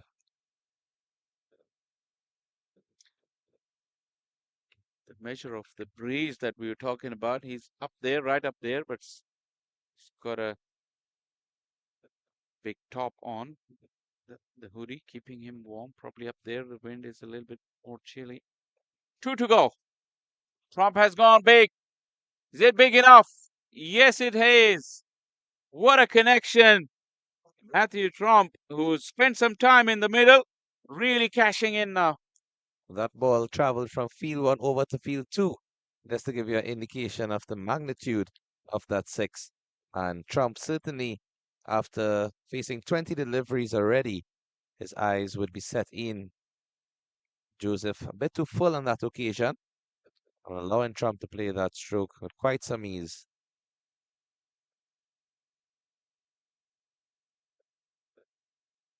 You can see that ball going over the fence of field number 1. Joseph set to running again, but umpire just has to check the ball given the fact that it left field 1's parameters. Struggling. He's a young man, Babu. He struggled over the fence. I'll have a word with him when I see him. Is it short and wide and gone? Couldn't get over the head of Shadley Wentz Colquitt. He's a tall boy. Got his hands well above his head and took the catch. An important wicket at this late stage because Trump could really have made a difference. He's now departed for 29. You can see that the height of this ball certainly gave Trump an indication that he could have cut it. However, cut it straight to the fielder at that point region, and a really comfortable catch in the end. And you can just see from the reaction of the Samp Army team after that wicket, they are very, very focused here, and no real celebration and no real huddle coming in together. Everyone is just sending their support and encouraging their teammates to finish strongly. Doing well to pull back the Knight Riders United from the explosive start that they had. Remember, at the end of the power play, the score was 53 for the loss of 1. Still 10 deliveries to go. Sohail Khan is the new man in. Big hitter. Doesn't take much time. Doesn't need a look in. That's the maximum of the first delivery for big Sohail Khan. Wonderful shot from Sohail Khan. And you can just see from the size of the character, definitely he can clear those boundary ropes with some ease. That one was into the slot. A really majestic stroke. Well, I can tell you something about Sohail Khan. He's a man for action. He's all action. With the bat, with the ball. He's an absolute character. Just loves his batting. Big swing and a miss. And a fumble there from the wicketkeeper as well. Slower delivery from Joseph. Despite missing out on that, good ball from Primus, the non-striker, to ensure that they continue to take that score over. These two big hitters in the middle, they can really make a difference in the remaining 8 deliveries because anything that they get hold of is not going to stay in the field of park, no matter how big the boundaries are. And we have pretty decent sized boundaries. These are good sized boundaries here at the Paramveers. But you can't do much with that. Wide Yorker, looking to clear his front leg Primus and get that swing away, but had no length to work with. And also the line was great because it was away from his hitting arc. Excellent bowling. It's a great contest. Yeah, lots of intelligence on display from the bowler Keon Joseph, using all of his variations, subtle, slower deliveries, in fact, even the angle at which he's delivering at the crease. Oh, that would have landed in card as well. We connected that one. The big swish from the big boy. No contact. 19 gone. Good comeback from Joseph. 147 for 6.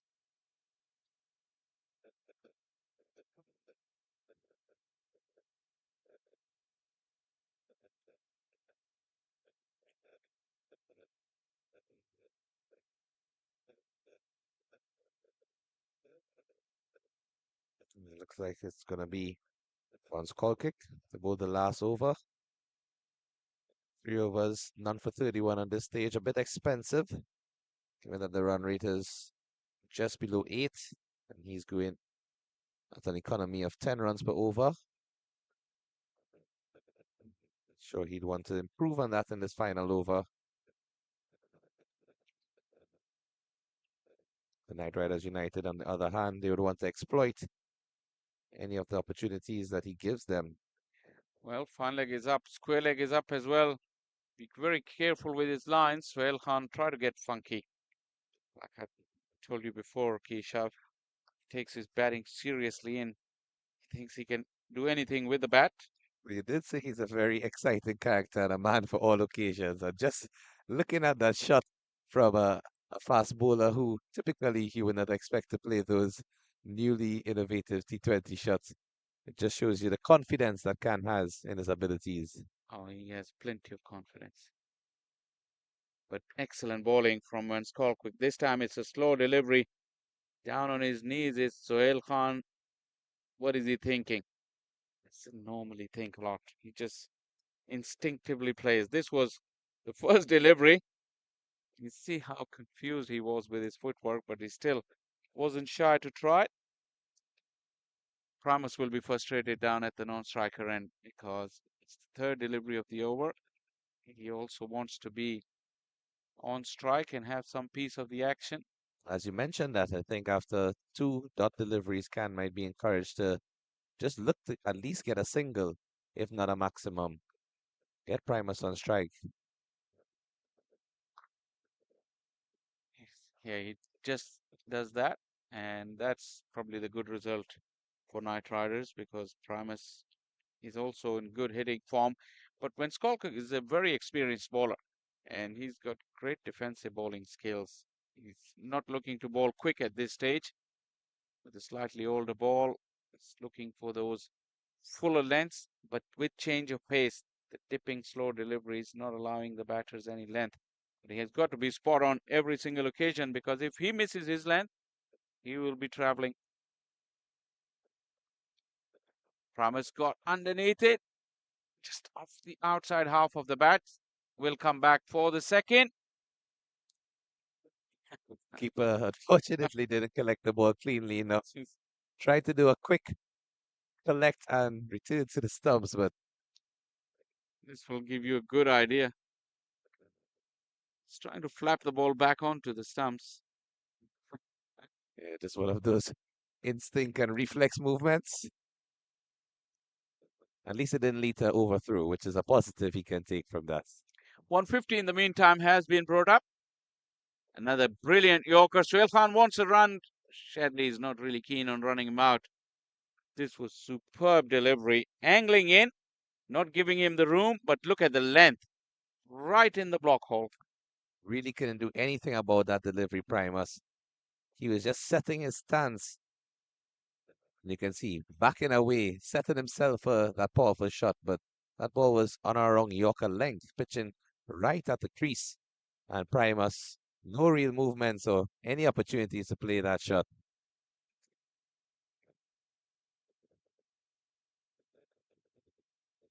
Full toss. It's gone miles up. It's not gone far enough, though. Will it be taken? Oh, look at that. He's made an absolute meal of it. Raj Ninan, who's generally a good fielder, really misjudged it badly. And a couple of runs will close out the innings for the Knight Riders. You see Nanan just signaling to the sky as if he lost the ball in the air. Not seeing any real cloud cover, but maybe just the height of the ball and probably the direction of the sun gave him some difficulties. But the positive is that at least it didn't go for 4 and only 2 runs conceded. So at the end of 20 overs, Knight Riders United 153 for the loss of 6. Run rate of 7.65 means that the Samp Army would require 154 runs for victory as we take a look at the batting scorecard. He got off to a steady start. Nitish Kumar with 10, but Lahiro Milantha really fired through the power play. Good support from Joshua Trump in the beginning, but then the innings stalled a little bit towards those middle overs. Matthew Trump and Ali Sheikh gave some momentum towards the end. Sohail Khan and Roshan Primus tried their best, but they could only get 101 run in the last 14 overs, finishing off with 153 for 6 after their 20 wickets there for Jaidev Patel. He was the pick, 3 for 18 of his 4. The spinners generally bowled well. Jonathan Fu went pretty well for his 4 overs, none for 24. 2 wickets for Keon Joseph, who made a good comeback after an expensive first over. And just to note the fall of the wickets, first wicket fell at 21, that of the captain Nitish Kumar. Second wicket at 69, third wicket at 79, fourth wicket at 89, the fifth wicket at 119, and the sixth wicket fallen at the score of 140. So a steady flow of wickets throughout the innings is causing some difficulties for the batsmen to continue that momentum, but a very exciting first innings indeed, and we look forward to the run chase by the Samp Army. Absolutely a very challenging total, and the run chase could be equally exciting as well. Some more exciting cricket coming your way from Paramveer Sports Complex. Now we'll just take a short break and we'll be back with the run chase in just a few minutes.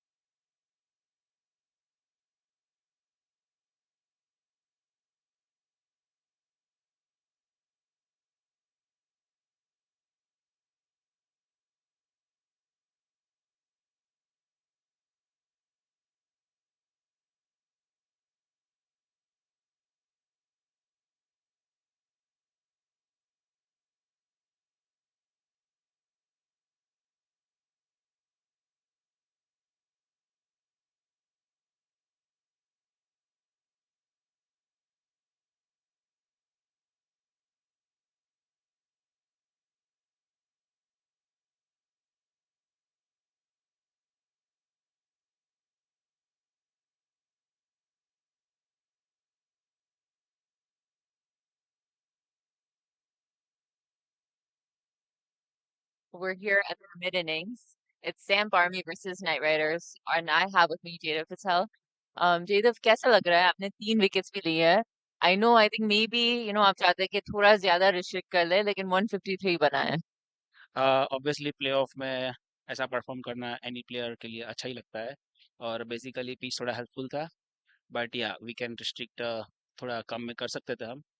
I feel 10-12 run ज़्यादा है at par but let's see और हमारे batsman कैसे करते हैं second inning में and I am sure we can get this through. I think yesterday से wicket मतलब क्या लग रहा है? थोड़ा सा चेंज आई थिंक थोड़ी सी बेटर हुई है. या डेफिनेटली आज थोड़ा बेटर है बट स्टिल थोड़ा बहुत ग्रिप कर रहा है बट कल से तो काफ़ी बेहतर है. सो आज अच्छा होपफुली आफ्टर द रोलिंग अच्छा खेलेगी. Let's see. और सैम्प आर्मी का टूर्नामेंट वैसे तो अच्छा स्टार्ट हुआ था, लेकिन यस्टरडे बैटिंग में थोड़ी सी कोलैप्स हो गई थी, फिर इनिंग्स रीबिल्ड नहीं कर पाए, तो काफी ज्यादा मार्जिन से हारे थे. तो क्या टीम टॉक्स थी कि आज के मैच में कैसे जाना है, क्योंकि अब आपको वापस से चेस करना है total. So our keeper Jonesy is very chill guy. So उसने ऐसा ही कुछ टीम टॉक में ऐसा ही बोला कि let's have fun and chase the total easily. कल शायद एक दो डिसीजन हमारे फेवर में भी नहीं थे तो शायद उसका भी एक रीजन हो सकता है कि हमारा कोलैप्स भी हुआ. एंड या एज यू सेड के थोड़ा बिल्डअप हो सकता था बट लेट्स सी आज अच्छा हो जाएगा हमारे लिए. I am pretty sure. As a bowler आपने विकेट्स भी लिए, तो क्या लग रहा है बैट्समैन के लिए क्या टिप्स होगी, क्योंकि उनकी बॉलिंग लाइनअप भी काफी अच्छी है.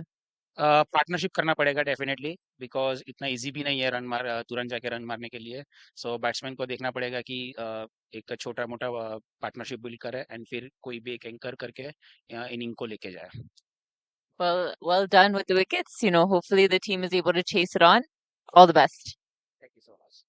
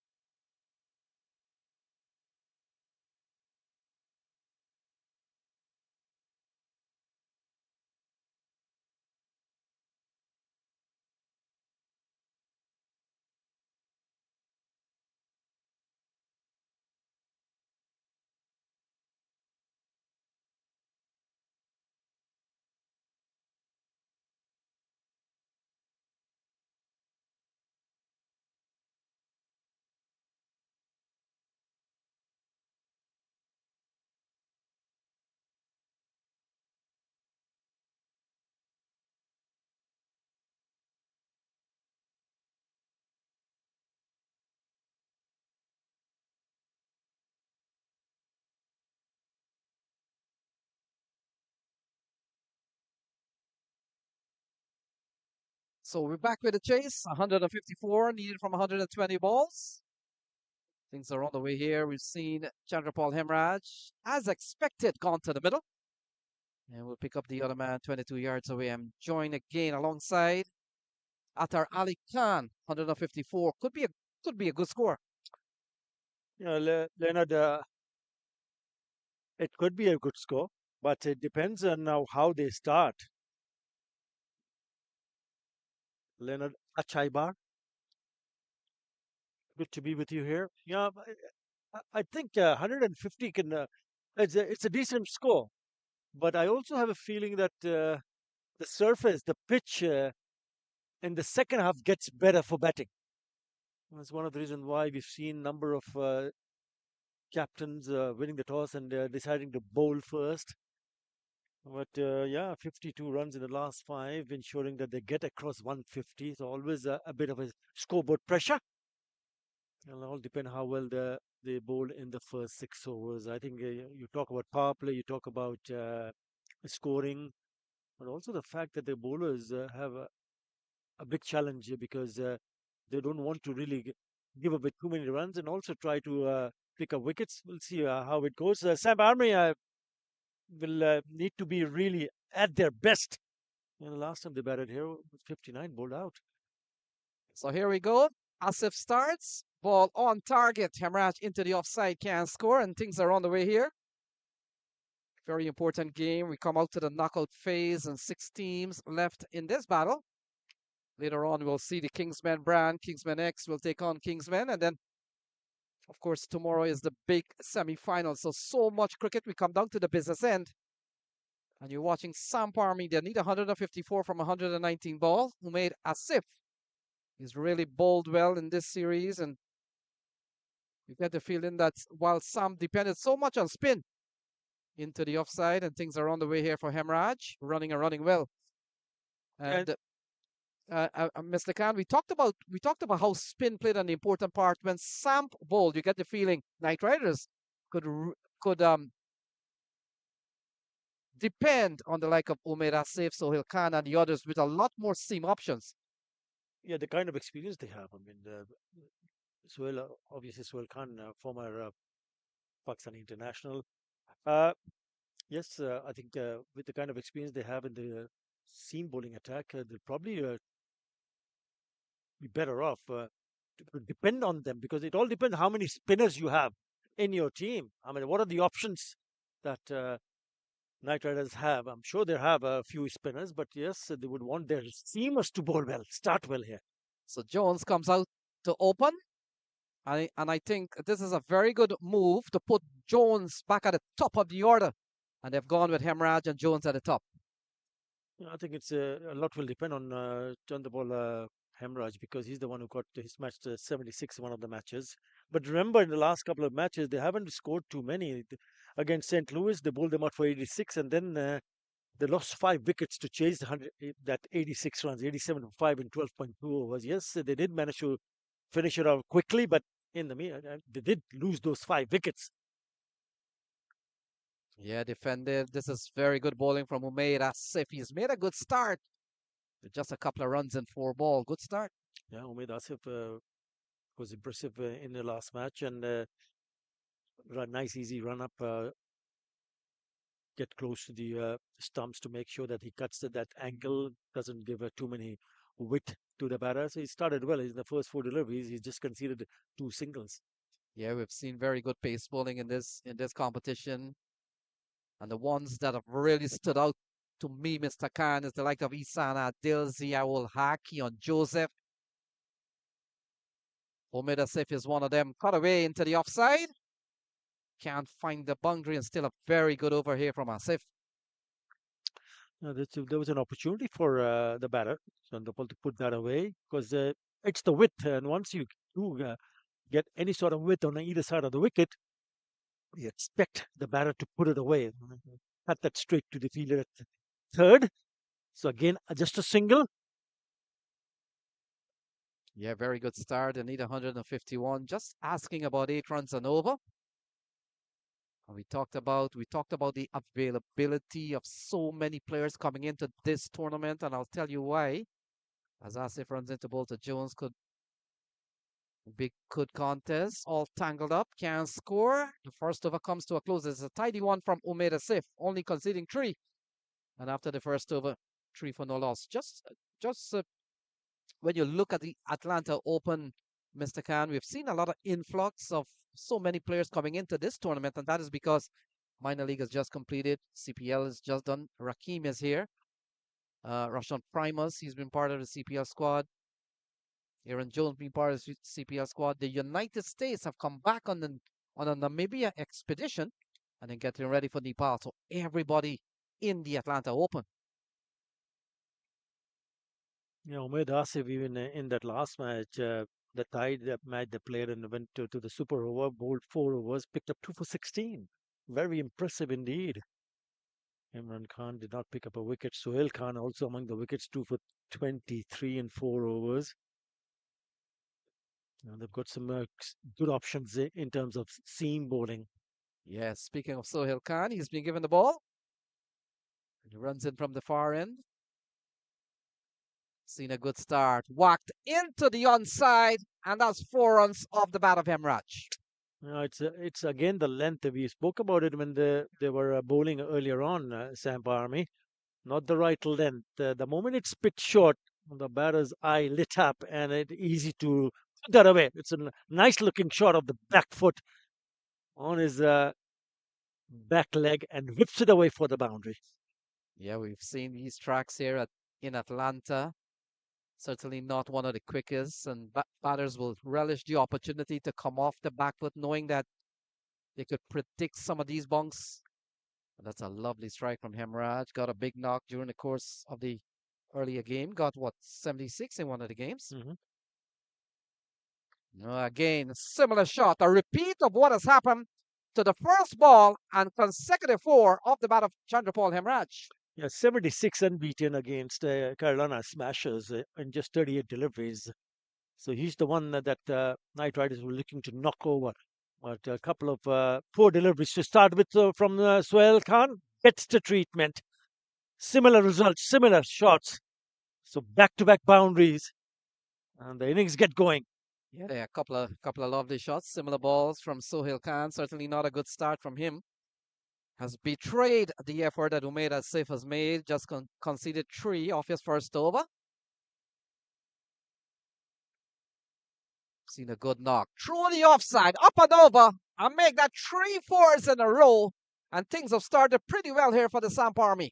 You can just look at the way he's handled himself. He's backing himself up. That's not a half volley. He stood and delivered. What a terrific shot on the offside. Yeah. Stand and deliver. Smash it over the fielder on the cover, over the cover, and it goes for another boundary. I think it's important for the seamers, especially seamers on this kind of a track, to take the pace off the ball because the batter will enjoy ball coming onto the bat. So hitting through the line, a couple of 3 spanking fours in this over. What does Sohail Khan does after a quick start is Samp. Now going down the leg side. Will be called a wide. Umpire Brian Keane, who, by the way, comes from my area, from New York. And like the cricketers, Mr. Khan, who's traveled all across globally to come to this event, the umpires have traveled far and wide too. And they've done well. They've done really well. Umpiring has been very good in this 2024 Atlanta Open T20. Yeah, a lot of gone on with the umpiring panel in the last couple of years. Looking to go through the onside, taking the pace off of the ball. A little bit effective there, Mr. Khan. Yeah, I think that's the way to go about it as a seamer. You need to understand the fact that the mindset that the batters are at in the middle, especially Chandrapal Hemraj, who smashed 3 of the first 3 delivery that he's faced. Now he's got a bit of a field adjustment. He's calling the fielder a third to come inside the circle and push one back at deep mid wicket. So they're off to a really good start. We've seen 13 of this over, 3 fours, 1 wide, still a couple of balls remaining. And Hemraj looking to go through the onside again. Finds the man at fine leg, short fine leg, and can score a couple of good balls here. from Sohail Khan. You're rolling the fingers over again, taking the pace of the ball. That's the idea. That's the idea. Not to let the batter feel that the ball is going to nicely come onto the bat. The first three deliveries were smashed. Two on the onside, the other on the offside. So he's come back good here. Sohail Khan. So final ball, they've gone quickly up to 16 for no loss. You can see that on your screen there, going at about 8.7 and over. Still a long way to go. 138 still remaining, asking just about 7.5. Short, loopy short ball to great effect. In fact, wide is the call from umpire Brian Kane. So play will continue. Yeah, not happy, Sohail Khan. He thought that he thought that the umpire could have avoided calling it a wide. He's been given the signal that he's used up that one short ball per over. Well, I think he might be right there because he's unlucky to be called a wide because it was went just right by the shoulders and it was pretty close to the body and on the offside. You can understand if it's gone down the leg side, you call it a wide, but this was not.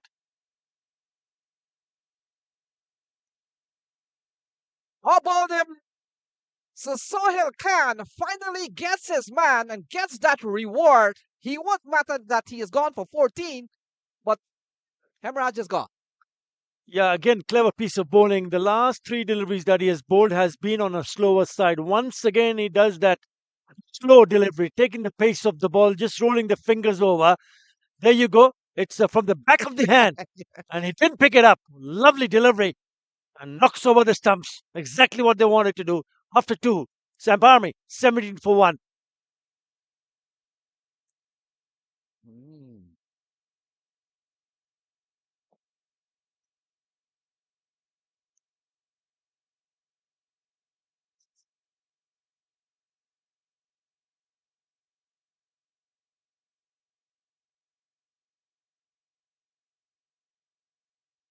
So Mohammed Usman comes to the middle.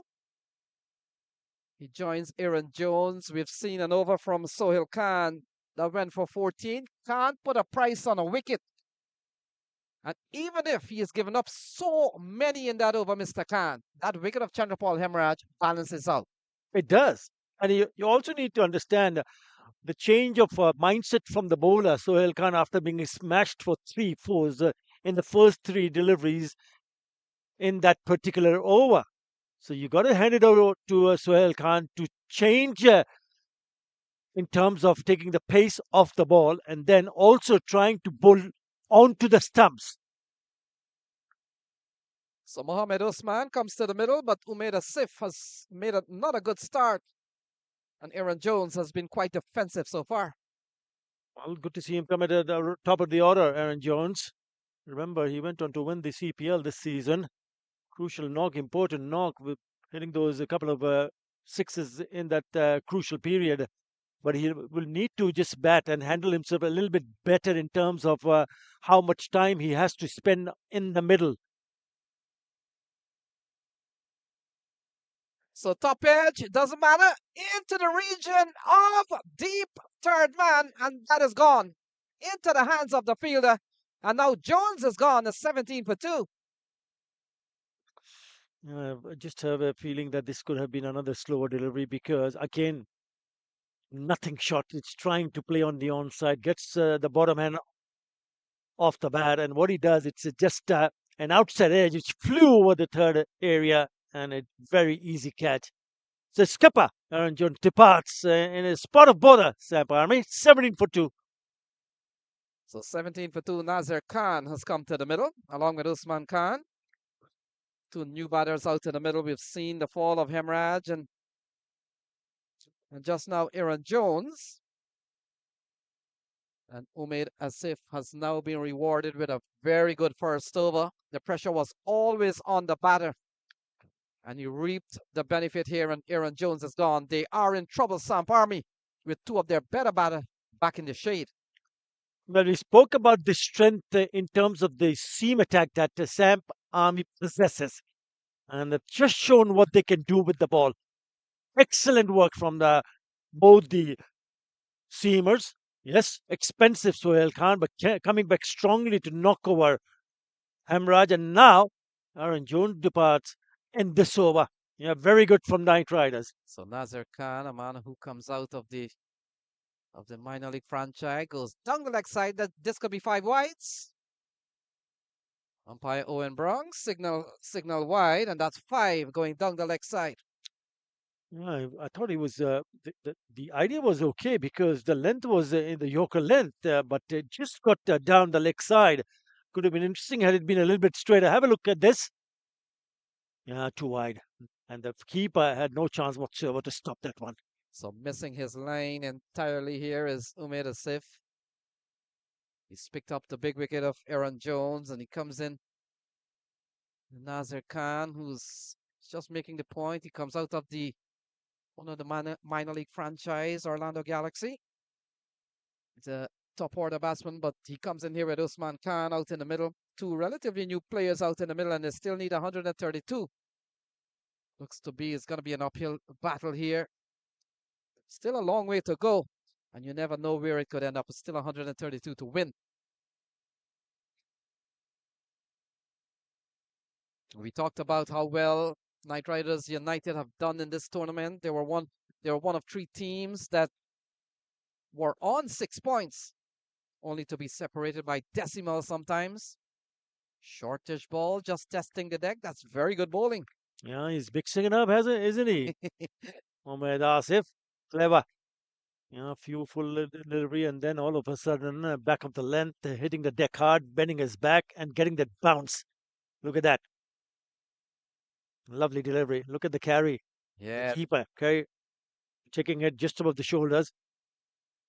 yeah, Trump behind the sticks with the gloves. And Mr. Atal Khan, a lot of times, sometimes the bowlers need to remind the batter that I still can hit the deck hard, even on some very placid pitch. Here is Asif. Full of ball. That's another fast bowler trick and tactics to follow up those short ball with a ball in the block hole. Good bowling. Samp Army, this pair, somebody needs to stitch a partnership here. And just here, keep an eye on the required run rate. It's under 8 runs and over. Well, they're going at just above 8. It's 8.25, but you need partnership. Both the batters in the middle yet to get off the mark. Yeah, we've seen a couple of big wickets fall. That of Chandrapal Hemraj. A ball that struck top and off stump. And Aaron Jones holding out towards the third man area. 3 overs completed. It's 23 for 2. They're chasing 154, and so they need 131 to win.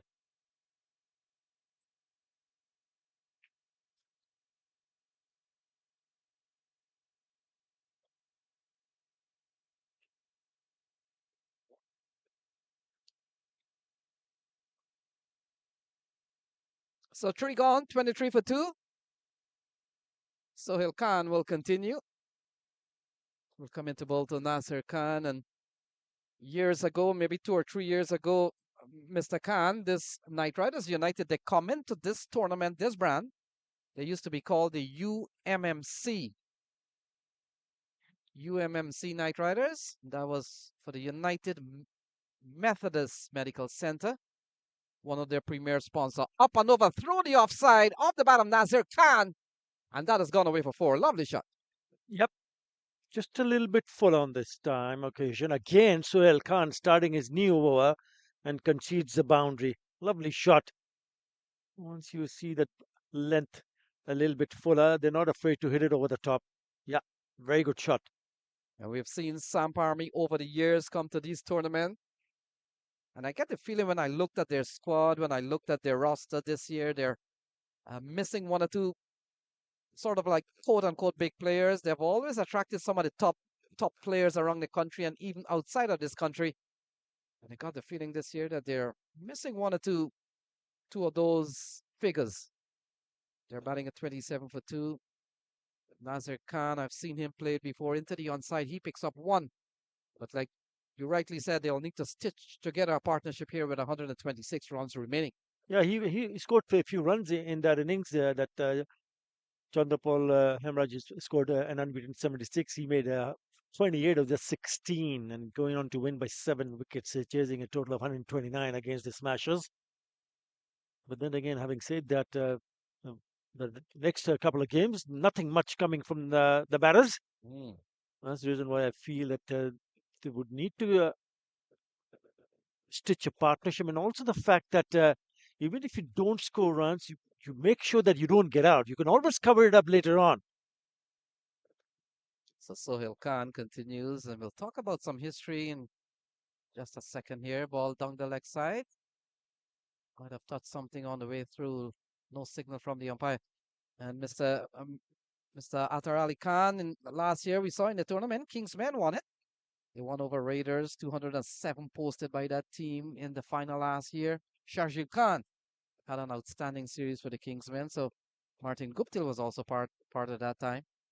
And also Colin Monroe played for one of the Kingsmen brand. In 2022, it was the Stallions X, a brand of the Kingsmen. And in 2021, it was the Lightning winning over Samp. So Samp made the final in 2021. They lost that final 157 to 147. Sohail Khan into the onside, and they go through for one. So a long way to go, 125 needed. And they'll need something of substance here from these two men out in the middle and the others if they come. Absolutely. To be able to go and bat through and also go on to score a few runs will always add so much value to your team. Well, Knight Riders will be hoping that they can pick up more wickets here because they've already picked up 2 wickets here. Yeah, so many other bowling options. Sohail Khan and Umaid Asif we're seeing here. Imran Khan stroked into the offside. Confident stroke from Nazir Khan. Can score. Then, of course, we've got left arm spin in Ali Sheikh. Roshan Primus. He hits the deck hard. Very strong on his shoulder, Roshan Primus. Yeah, we haven't seen the introduction of spin so far.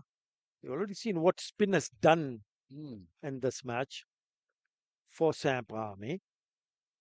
But so far, so good because they've used the seamers to good effect. Yeah, a couple of wickets for them at the top. Umaid Asif picked up one, and Sohail Khan, he's picked up one. Shortish ball. Oh, look at that. That's tremendous bowling here from Sohail Khan. Good pace, good bounce. Hitting the deck hard. After 4, 29 for 2.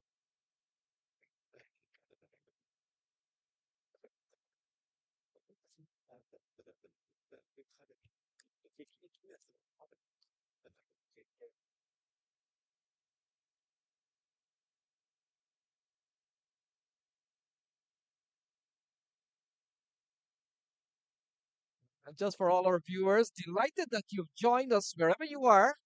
Just happy that you've been with us for the last couple of days and even today.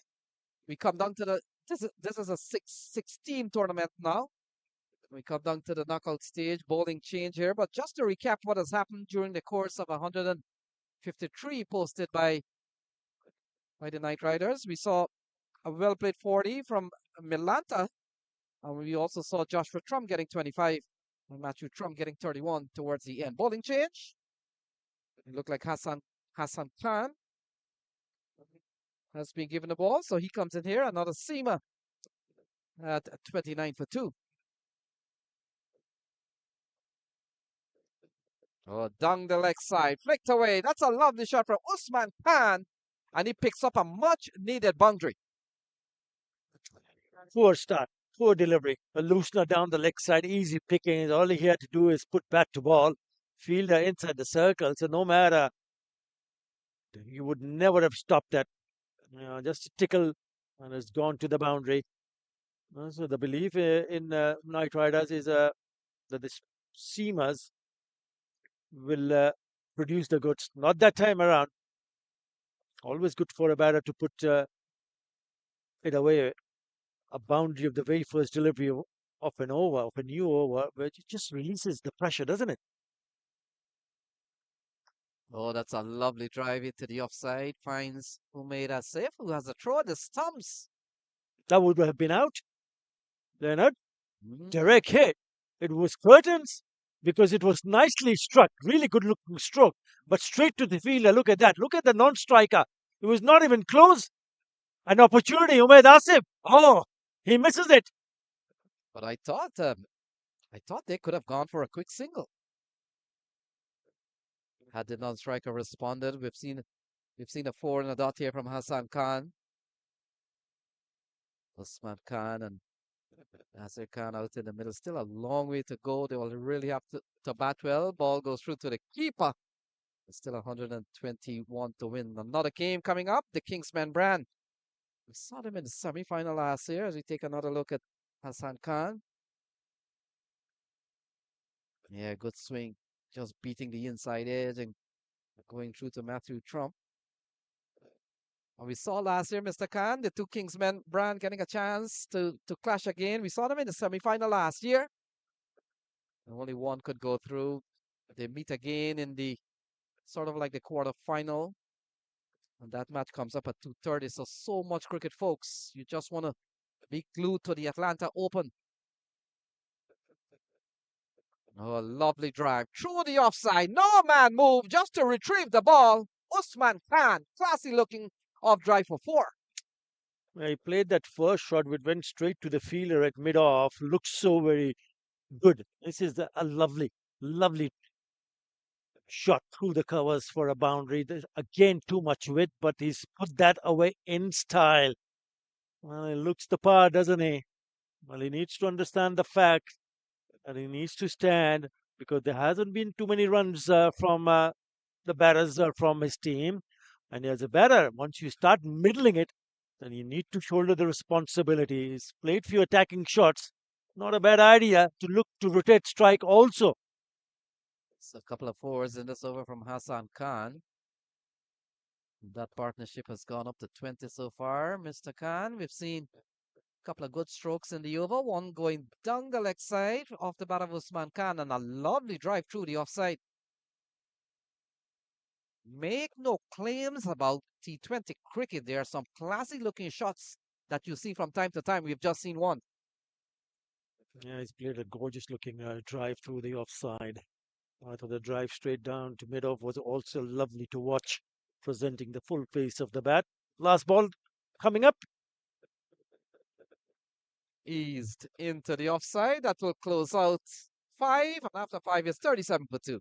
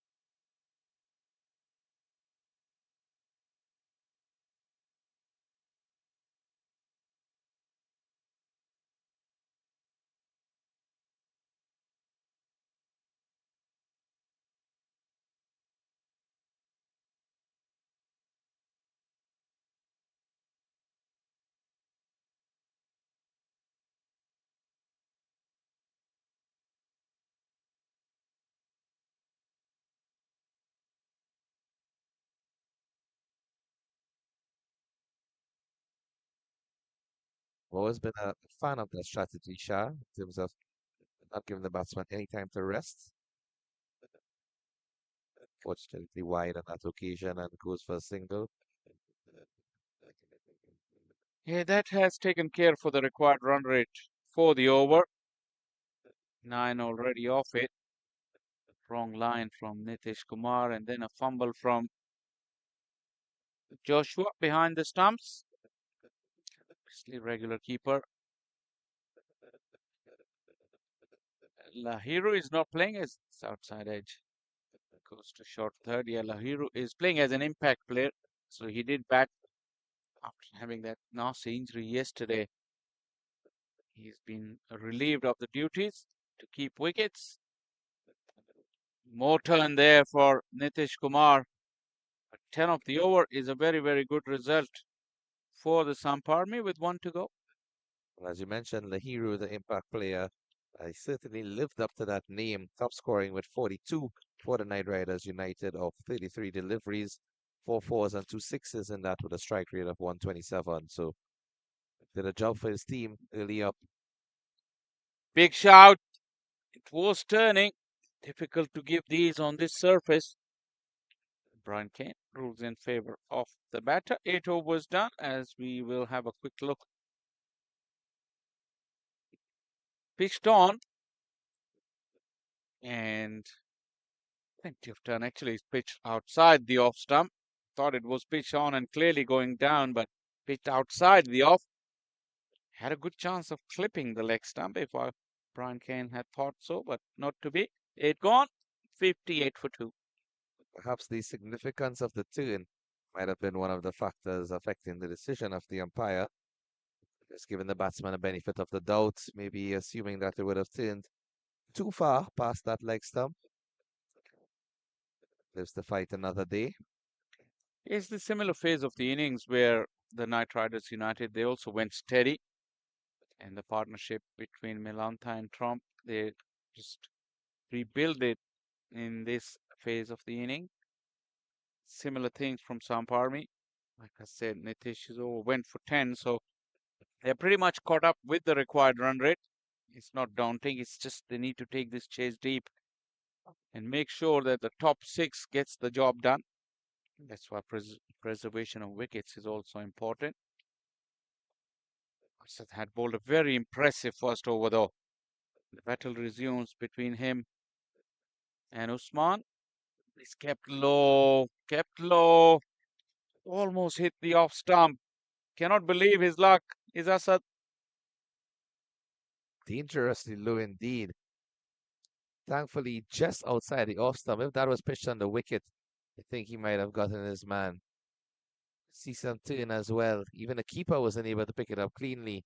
That ball at a devious height. This one is in the arc though. Beautifully played. Absolutely creamed away. And that is the boundary that will give plenty of confidence to Usman. Too full on that occasion from Rafiq. We just saw the previous delivery at a very good length. And one would think, seeing the result of that first delivery, he might have wanted to repeat that.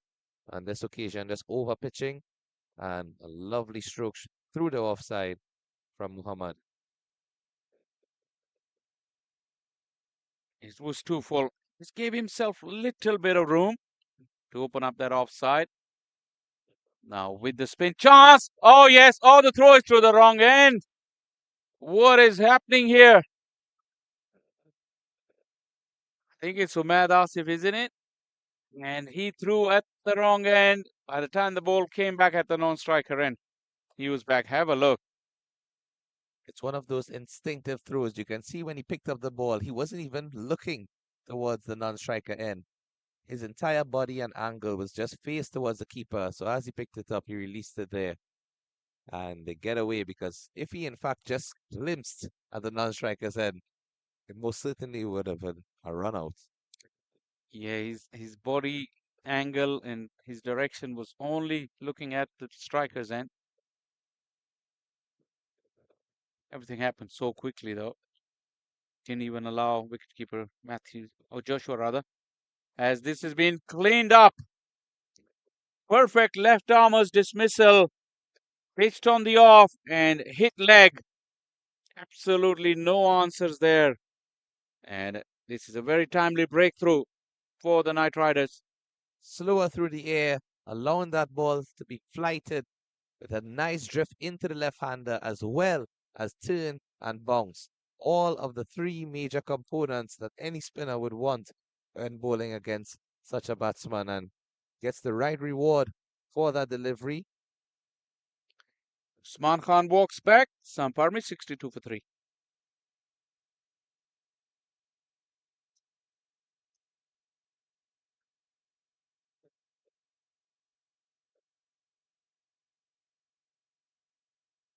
And with the fall of that wicket, in fact, Usman was their batting impact player. So I'm sure they would have probably wanted him to be out there a bit longer. And he has to go, bring in Deepak Kumar to the crease.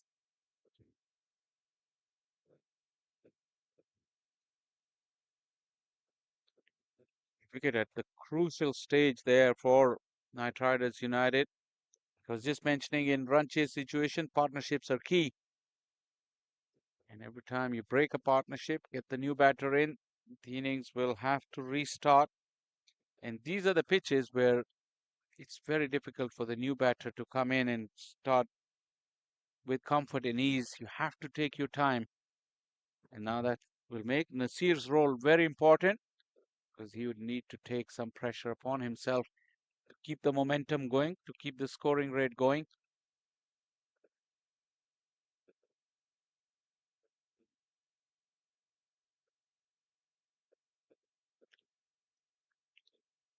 Excellent work in the field. Knight Riders United, they're really right on top now after 9. Samp 62 for 3.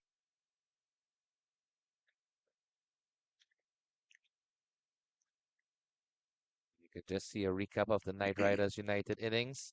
Top score 42, as we mentioned previously, from Lahiru Milanta. Second top score of 29 from Matthew Trump. Joshua Trump as well, his brother, 21. And also a brief cameo in the end from Roshan Primus.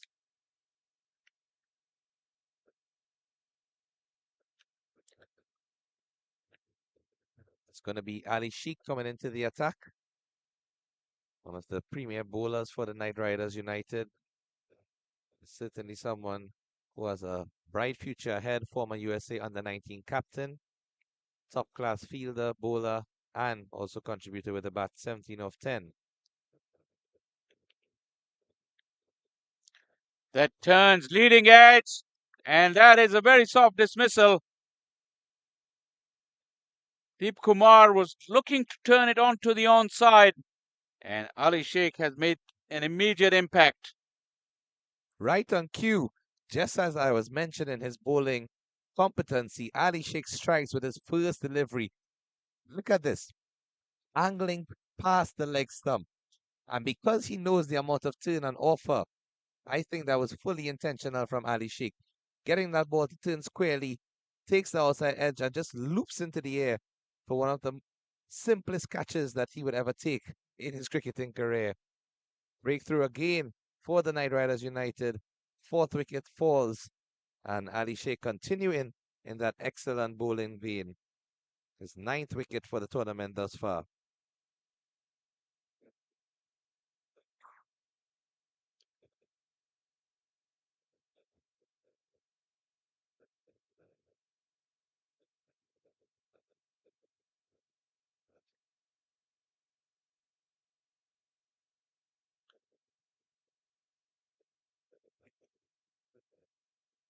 Wickets haven't come at the right time. Well, there's never a right time to lose wickets in a run chase situation. Now they've lost 2 in quick succession. Both the set batters are gone. This one pitched outside. More turn there for Ali Sheikh. Jonathan Fu and Deep Kumar just have 2 deliveries between them, and they're both batting on not. More turn goes past the outside edge.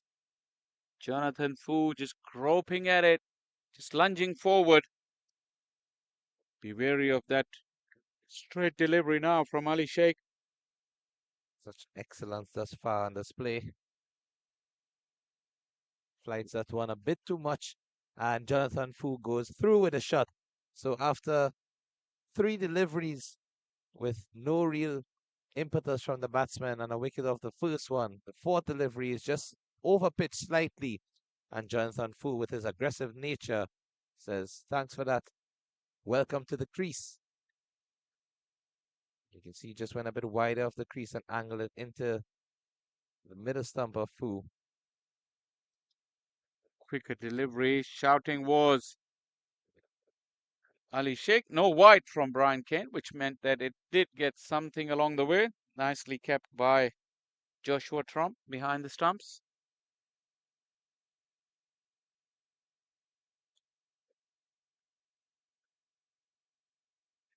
Once again, too full from Ali Sheikh. Straight down the ground. That will bring us to the halfway stage. 10 overs gone. Samp Army 69 for 4.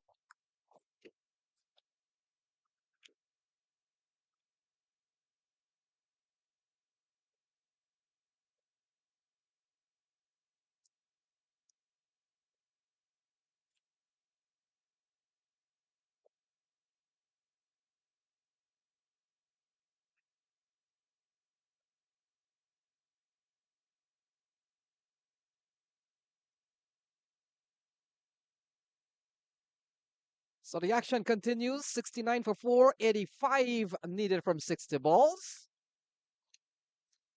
Asad Rafiq, he's picked up one already. We've seen very good bowling from Ali Sheikh.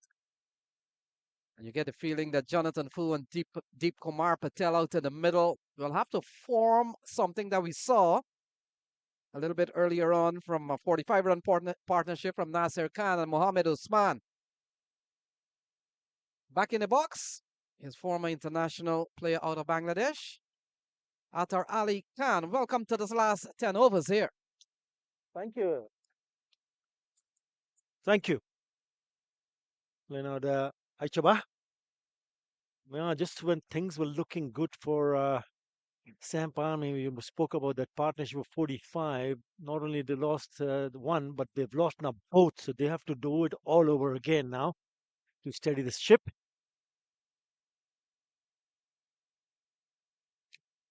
Yeah, big appeal. Umpire Owen Brown has a long look, and in the end, it's not out. 69 for 4. That looked mighty close, I can tell you that, Leonard. That looked so very close. We'll have another look here.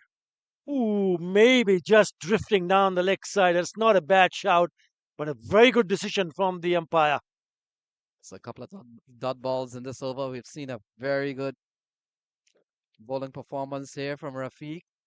Oh, into the offside and gone the distance from Jonathan Fu. Yeah, mighty blow, mighty blow. You really cannot afford to allow the batters to free their arms. Once they get an opportunity, they're not missing out. That is smashed over the fielder at long off. All he had to look at is sail over for the maximum. Great shot. Yeah, very good counter-attack shot. Couple of good dot balls. One being a big appeal for leg before. And Jonathan Fu has come back and taken this man out of the park. Very good cricket we're seeing here. Oh, slice into the offside. We'll get runs here. We'll get at least 2. And they're running quickly. Took on the spinner. A brave shot. He picks up a couple of runs. Yeah, when he went to play that shot, it's the turn that did him. He's lucky that he got enough part of the bat to get it over the infield. And he's picked up a couple of more runs. Lucky. Really lucky. Could have easily gone into the hands. Yeah, 8 in the over so far. And you get the feeling, Mr. Khan, with that 6 has tilted the balance to the batting side, a time in which they're still looking for 8 runs and over. Jonathan Fu into the onside. Good carry all the way. Fielder comes around. It's out of space. And that's 2 sixes in this over from Jonathan Fu. Well, he spoke about his exploits when he comes on to bowl, the right-arm off spinner Jonathan Fu, but very good hitting. That is power hitting in the air, but enough to get it across for another maximum. What a lovely shot that is. Certainly, He packs the punch with the bat. 14 off this over. Couple of sixes from Jonathan Fu. Look at that. Turns it into the onside. He will retain the strike when play resumes. And this has been a very good over for the Samp Army. 15 off this over. 11 gone. 84 for 4. Yeah, what it also did to have those runs in the previous over 15, and the required run rate which was above 8, has now just come down below 8. Jonathan Fu has got a lovely start to this innings. 22 in just 11 deliveries. Yeah, you're right on that. And I'll tell you some serious history here about Jonathan Fu from the club that he comes out of, Mr. Atar Ali Khan, and you'll probably recognize these names. I'm pretty sure that uh, you were a young player playing, running up, trying to play for the Bangladesh, maybe on the 19th side at one time, and then of course senior side. But Jonathan Fu comes out of a club in Berbice in Guyana called Port Morant, and Port Morant boasts some very top ranking players who played at the international level. Rohan Kanhai, Alvin Kalicharan, Basil Butcher, John Trim, and there is a name I'm forgetting somewhere, but a strong club that this man has come out of, Jonathan Fu, called Port Morant in Guyana. Rohan Kanai and Alvin Kalicharan. Household names, Leonard. Household names. Jonathan Fu into the offside, and that's another massive six from the right-hander. He goes up to 28 from just 13 balls. Now, it is important for the skipper, Nitish Kumar of Knight Riders United, to figure out who is the right option to bowl against especially Jonathan Fu. Now he's smashed 3 sixes, and all those 3 coming off a spinner. So maybe not a bad idea to bring in a seamer here, because he's played a free-flowing innings, and every time he wanted to play a big shot, it's come off right from the middle part of the bat. He's already picked up 3 sixes and raised to 20 of just 13. Mr. Khan wide down the leg side, and he's really hit with the spin. A lot of time when you teach youngsters the game, you want to tell them if a leg spin is bowling to you, you got to target the offside. You got to target the offside. That's exactly what we have seen to great effect that Jonathan Fu has done. Was really batted well. A ball that straightened up on him, and a couple of good comeback balls here from Ali Sheikh. Yeah, cramping him for room. He wanted to make a little bit room going down the leg side. The bowler followed him, and then obviously producing a dot delivery. And the fact is, when you look at this partnership has gone up to 29. 28 of those are for Jonathan Fu. Yeah, another good delivery. Followed him. Clever. Yeah, into the offside. Can't score this time. And you get the feeling Jonathan Fu is going to be the man here if Samp Army is going to cross the line. They still need 63 from 49. He's reached over to 28. He doesn't want to deal in singles, I can tell you that. He's just eyeing to hit this out of the ground. Again, sliding down the leg side. So let's see. This over's gone for 8 so far. We've seen a couple of wides. We've seen a massive 6 off the bat of Jonathan Fu. Other than that, we've seen 4 dot balls too. A mixed bag here for Ali Sheikh and certainly Knight Riders United. Look at that into the offside. He closes out this over pretty well with an over that has conceded a 12 gone. It's 92 for 4.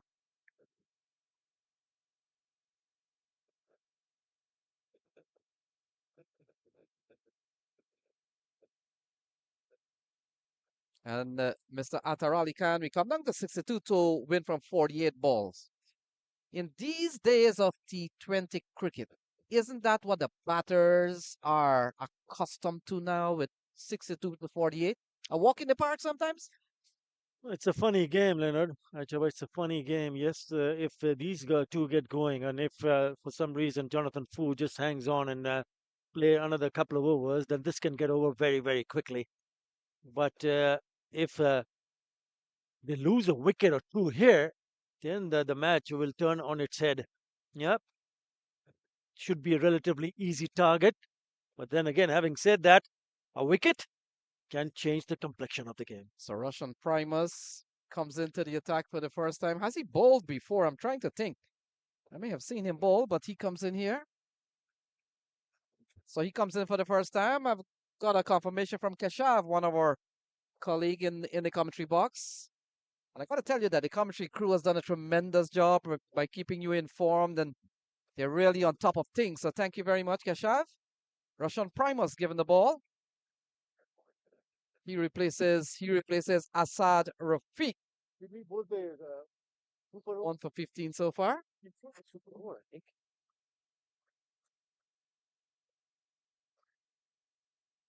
So the action continues and ball into Deep Kumar Patel. He can't score, and things have started well here for Primus. I think he might have bowled that last over when the opposition team needed 15. What an over that was. He starts with the Yorker. So almost 8 runs on over. And I get the feeling when you bat at this juncture of any T20 game, expect to be scoring in excess of sometime 8 and 9 runs on over, Mr. Khan. Wide is a signal from umpire Owen Brown.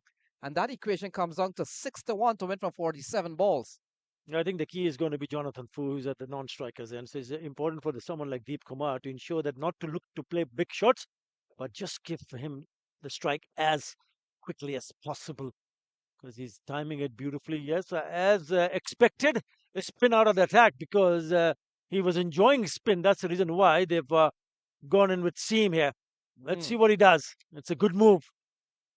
And you get the feeling when you talk about those equations, 6-1 to win from 47, you got to favor the batting side. They've only lost 4 wickets, still a lot of batting to come. The negative part for Samp Army, they were bowled out for 59 just about a couple of days ago. So that could play on their mind. But when you look at 60 to win from 46 balls, you've got time and you've got balls. And you've got Jonathan Fu out in the middle, who was slammed 28 from just 17 balls. Yeah, even that win against St. Louis, when they were chasing 86, they lost 5 wickets. So that has been an issue for them. But looking at how Jonathan Fu has handled himself in the middle, he's still looking at the onside area, one of his profitable areas. This could be very good if he just hangs on and bat through the innings.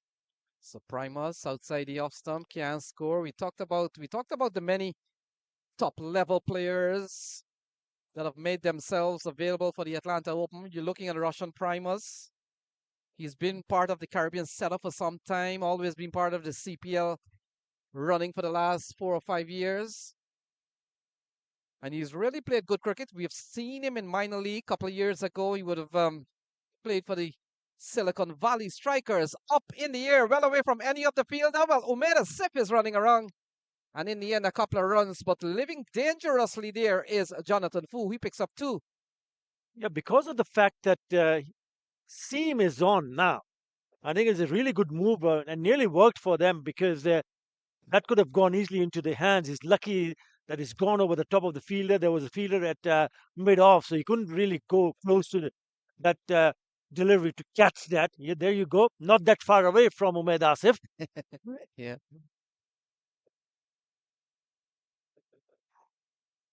He goes big and doesn't go too well, goes through to the keeper.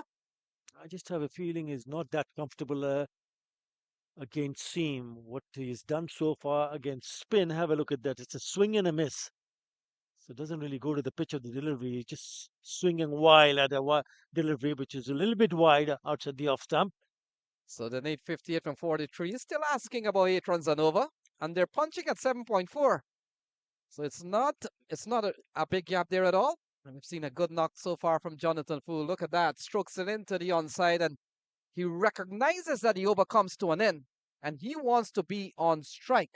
Very good tactic. 13 gone, 97 for 4. It'll be interesting to see if there is a seam also from the other end, because he's the one who's smashed the spinners all over the park. We'll just have to wait and see whether the spin continues from that end, because he did struggle. He couldn't find opportunities to pick up boundaries. That's what he's dealing in at the moment. He's raced over to 31 of 21 deliveries, and he's picked up three fours. Beg your pardon. Four Couple of sixes. 4 6s. Yeah, No there you go. fours. No fours. Can you Yeah. just imagine that? Right. So it looks like Malhotra has been given the ball. Sahib Malhotra, brother of Jaskaran Malhotra. You know the records of Jaskaran. I'm pretty sure if you know that somebody told you during the course of this couple of days commentary. Well, his brother Jaskaran Malhotra struck 6 sixes in an over. He's one of very few players who have done it. And so he comes into the attack here, Sahib Malhotra. And he comes in here with 57 to win from 42 ball. And ball eased into the leg side, and things have begun here in the 14th over. 56 to win Atar Ali Khan. Where's your money? In my pocket. Yeah, I think the game is on. I mean, both the sides will be thinking that there's an opportunity for each team to go and win from here because Knight Riders will be hoping that they can pick up a wicket and get a new batter in. Uh, at the same time, Samp Army will be hoping that Jonathan Fu hangs around, and if he hangs around and if the way he has batted and he continues, then most likely they're going to come on the tops. Yeah, we've seen Jonathan Fu this year comes out of the minor league team, the Philadelphians, and he's always been the crisis man for that team. He's always come out at difficult times, Jonathan Fu. You get the feeling that sometimes Mr. Khan, he doesn't get to play his natural game. But when he brings up all these scores, sometimes you want to think that he's forced to play a kind of game that is needed in context. To the onside, and that equation comes down to 55 to win from 39. Now, just before this delivery was bowled, he went across to the batter and said that you don't have to play big shots. Leave that to me because I want you to pick up a single and get me on a strike. The helmet goes out. So it's important that he continues. It's a good single taken. He is on strike now. And it's 99 on the board. That single will give them that big psychological mark. We kind of weigh runs in 50s at time. We bundle them in 50. It's always a big accomplishment when you get 50. They're on course to get 100 here. And look at that, tugged into the onside. Good bowling here from Malhotra. The 100 comes up.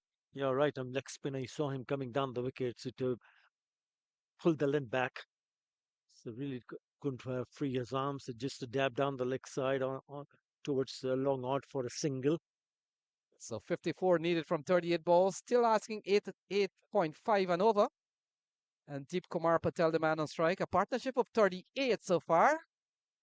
And ball hammered into the onside. This has been a very good over here from Sahib Malhotra.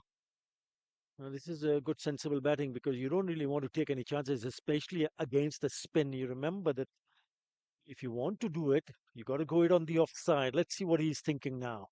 Yeah, you're right on that. Take it deep. You can always get 10 and 15 runs on over if it comes down to the last three. How many times haven't we seen in T20 cricket? The bundle of runs comes at the end. Into the offside. Wants a single. The throw comes in. And Jonathan Fu asks to stay home. At the end, 14 gone. It's 101 for 4. They need 53 to win. It's a good over. It's a very good over. Just the 4 singles in that over. And what it does is that the run rate just climbs up. It's getting into nearly 9 runs in an over. Yeah, not a single there. Straight to the fielder. Yeah, it's gone to 8.8. Make that 9. So 53 needed from 36 balls. And folks, you're watching the knockout stage of the Atlanta Open, final 6 team in the competition. And the way it's worked, the 2 top ranked teams has been given a bye in this round. And so the remaining 4 teams will play a knockout stage. And then tomorrow, the likes of Atlanta Fire, which topped the group in terms of points taken and their net run rate standing, along with Clarion Eagles, will get into action tomorrow. And later on in the second game, we'll try to give you a sense of who will cross over to play who. Primus will continue. And they got 53 to win from 36 ball. Deep Patel on strike. Oh, stroked nicely into the onside. The over has begun well here for Samp. Yeah, Clarion Eagles are the second team to score 200. It was Kingsman X. Yes, they had they also had scored 194, but they were the ones who picked up 237 against Raiders Demons. So it'll be an interesting fight because a lot of people think that Clarion Eagle is one of the favorites. We'll have to wait and see. who comes up on that day. At the moment, it's 102 for 4. Yeah, they need 52 more. 51 will push it into another super over. Mr. Khan, we saw 143. Couldn't separate the teams yesterday. Yeah, exciting. It was exciting. Right down the wire. It was turned out to be a cliffhanger. Again, swing and a miss. He's not really going to the pitch of the delivery. Look at that left leg. He's moving that away and he's really launching himself into the shot, but he's not connecting. So a couple of good balls in this over from Russian primers. We come down to very crucial stage. Dot balls are very important at this juncture. Oh, Jonathan Fu has teed off, and that has gone a long way off the bat of Jonathan Fu, off the bowling of Russian primers. Not gone for a massive 6. That is huge. He's got the next ground over the ropes, over the fence, and then it's gone many a miles. Yes, it was in the slot, and that's what he was trying to achieve. A little bit fuller, and out she sails for the maximum. Have a look at that fly. Oh, oh. Yeah, massive 6 from Jonathan Fu. Mr. Atar Ali Khan, that's his 5th 6 of the innings so far. We talked about, and I know you were looking on my pad to see if there was any 4. There was none. It's all in the 6s column. Yeah, out of the 39, 36 in sixes only. What an innings this is turning out to be. This innings of Jonathan Fu can literally win them this match. I can tell you that if he hangs on. So 46 to win, still halfway stage in this over. Look at that. In the air. Who made a sieve? Central's under it, takes the catch, and Jonathan Fu is gone. It's 108 for 5.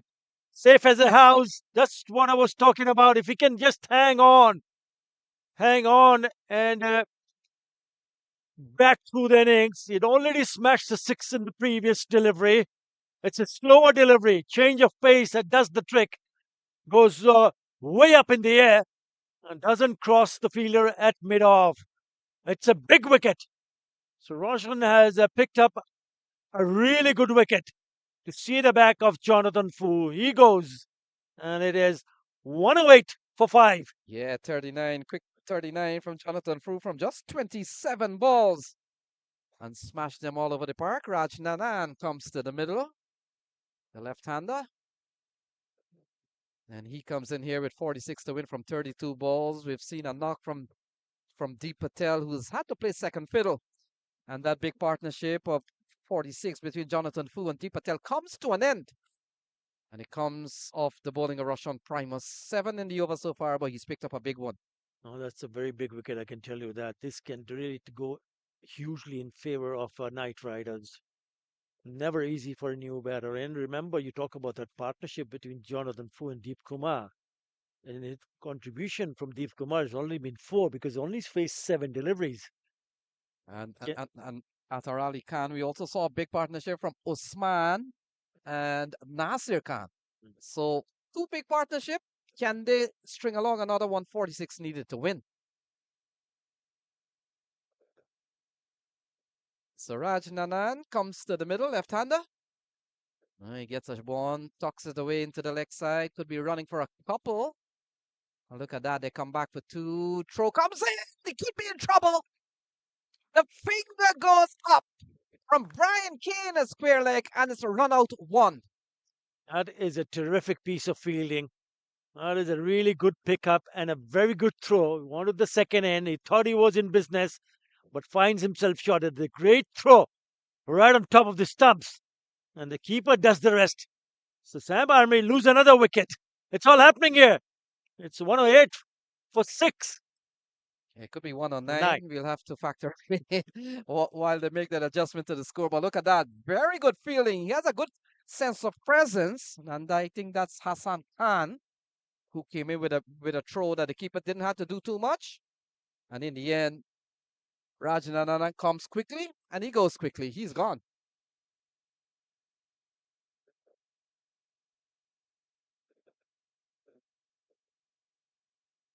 Yeah, it is 109 for 6 now. But have a look at that fielding. Yeah, had to go and pick it up and then throw it back. Really good throw. One bounce straight on the top of the stumps. So Shadley Van Scorkwick comes to the middle. We've seen a couple of losses of wickets here in quick time. The fifth wicket fell at 108 and one has just fallen just now. So 109 for 6, and all of a sudden the game is back in the favor of the Knight Riders United. Couple of wickets in this over. And here is Primus to Shadley Van Scorkwick. Oh, he gets one that is short. Tucked it away into the onside and he's off the mark. So the 15th over comes to a close. They need 44 to win from 30 balls.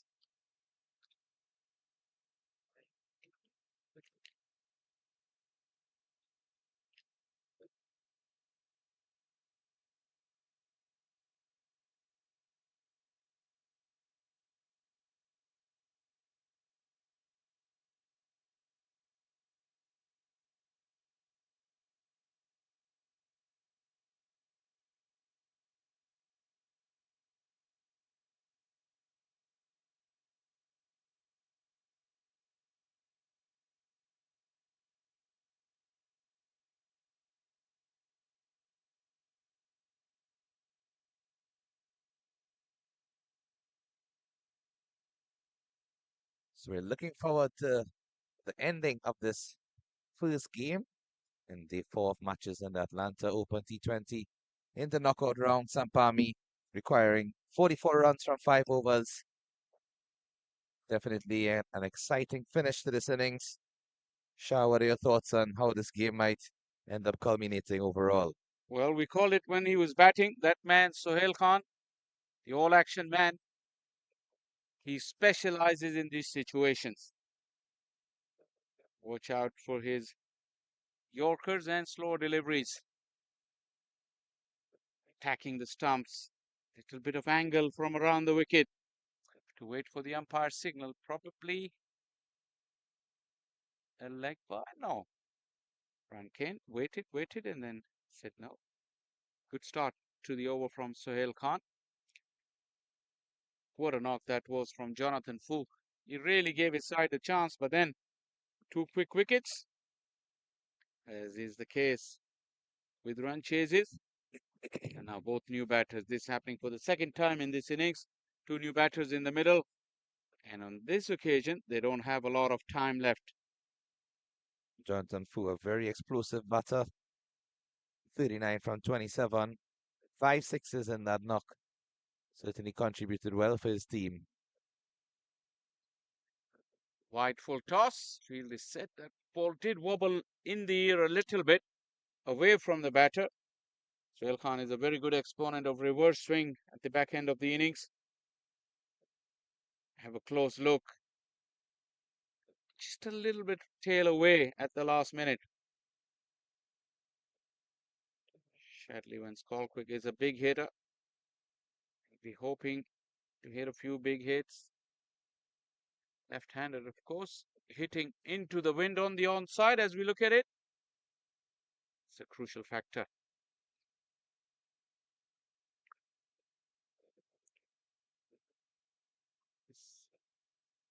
Once again, that fuller length, not allowing the batters to get underneath it. Mid-off was up in the ring, though.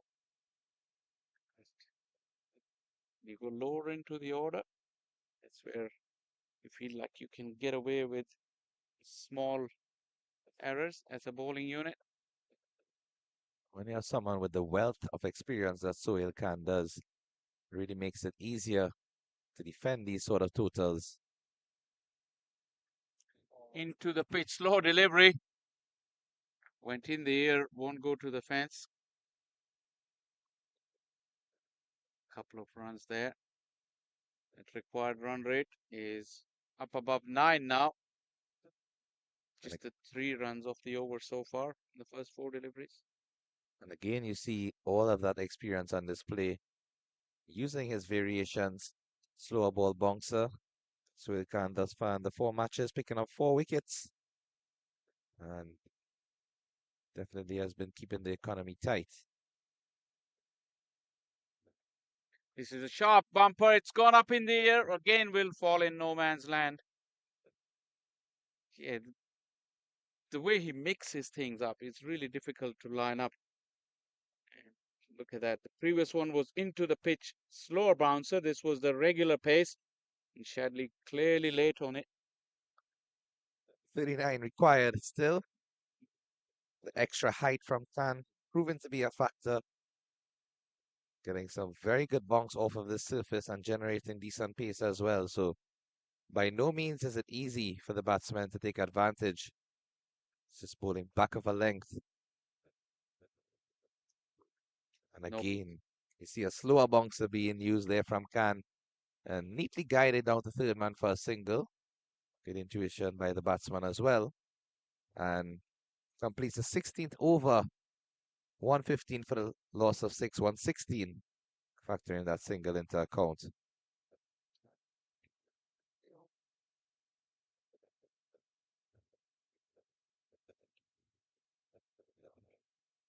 You can see that red worm, which is dipping slightly below the blue worm at this stage. And every time you see the dip in the scoring rate, it's because of the fall of wickets. You see two red dots. And at that stage, it was well above the blue worm, but those wickets, it's really flattened it out. Still 4 overs to go. Very much possible. 38 runs with 6 wickets. That's the key. Mad Asif now from the combox end. Shorten into the pitch, just guided into the offside. At this stage, the batsman operated in singles, but that's all well and fine, given that the fact that they should get one or two loose deliveries just due to the nature of the game. Just have to be able to take advantage of anything. 37 required from 3.5 overs, just around 23 deliveries. So by all means, a reasonable equation. Yes, it's more than a runner ball, but in T20, those factors are nominal at this stage. This has gone in the air. Oh, misjudged by the fielder. Really badly misjudged. He was scurrying around and couldn't judge the flight of the ball or the bounce. So Matt will be disappointed. But that is the boundary, the one boundary in 1 over that Samp requires at this stage. And Shadley has got it nice and early in the over. Right on cue there, just as we were speaking about keeping the scoreboard ticking over and rotating a strike. It's a situation where 9 runs per over are required. One boundary, especially early in the over, would certainly do well for the batsman's confidence and just need to get 5 other singles to reach to that 9. So nice lofted shot there to the leg side. Errand delivery, put away. Into the pitch. Risky one-handed pickup with the ball bobbling around. No damage done, just a single. Mad Asif into his 3rd over. He's got one more after this. Keep Samp take it deep. The batters in the middle, Deep Kumar and Shadley went scowl quick. Trying to string together a partnership.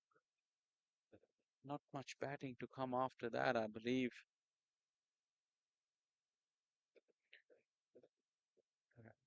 This is crucial now. It's been pulled away, just short of the sweeper this time. Ali Sheikh, I think, out there in the deep. Judge did a bit better and stopped in his tracks to get the ball on the bounce. A fielder with Ali Sheikh's capabilities, widely regarded from what we've seen thus far as one of the best fielders in USA cricket. You know, you'd want nobody else out on the boundary except him. Clean pick up and throw. Batsman fully aware as they just took a single comfortably. So you just saw a shot there of Mr. Hassan, without whom none of us would be able to be present here today in this Atlanta Open T20 live from the Paramveer Sports Complex. Really excellent facility, and we've seen some wonderful cricket as we go into the final days of action. The weekend promises to be full of thrills, and it started in a grand fashion. This one has been thumped down the ground. That boundary really fostered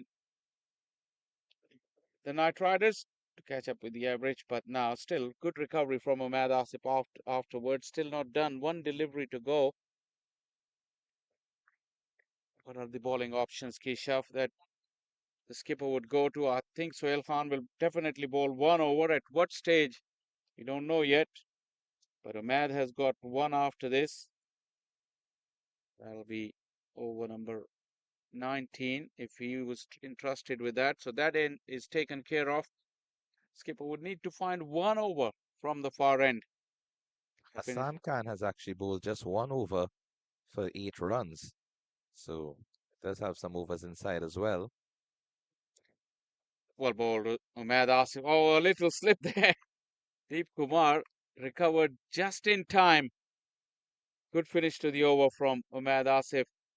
Angling in onto the pads, no room. It's against dot ball. 3 remaining, and Samp Army required 30. They're 124 for 6.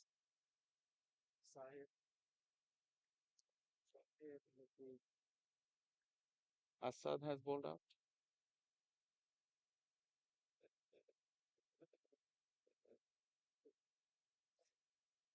So just a note from the potential bowlers that are available. Asif has 1 over remaining, so does Sohail Khan. Hassan Khan has 3. Primus has 1. Rafiq has 1. Sheikh has 2 remaining, and Malhotra has 3. Bowled in. Sohail Khan with the breakthrough. This was a slow delivery. And when Skolquick was really aiming for the big hit over the offside, got the inside edge. And that man, Sohail Khan, he is very, very valuable at the death of the innings. And he's produced the goods once again. Back of the hand, slow delivery. Completely bamboozled when Skolquick. Very disappointed there is Van Skolkick. You can see his reaction after that shot. Really and truly did not pick the difference in the delivery, and a subtle variation from Sohail Khan allows him to strike. Bottom edge onto the stumps, and at this stage of the innings, it really is not a welcome sight for Sampami, losing a wicket, and brings Jaidev Patel to the crease. Bowled well, did Patel. Let's see what he can contribute with the bat. Sampami will be relying on all of their players from 1 to 11 to make this team effort contribute to a victory. At the same time, Knight Riders United, everything is out there on the field. 150% has to be given. Sohail Khan. Yorker! How did it miss the off stump? What a terrific delivery. You can see hint of reverse swing as well. It tailed in at the last minute and went very, very close to that off stump. Look at that come in. Whoa, I said a little bit of reverse swing. There was plenty. It really came in a long way. Really a fast bowler's dream, that delivery. Almost Yorker length, and a couple inches closer would have been taking that off stump for a ride.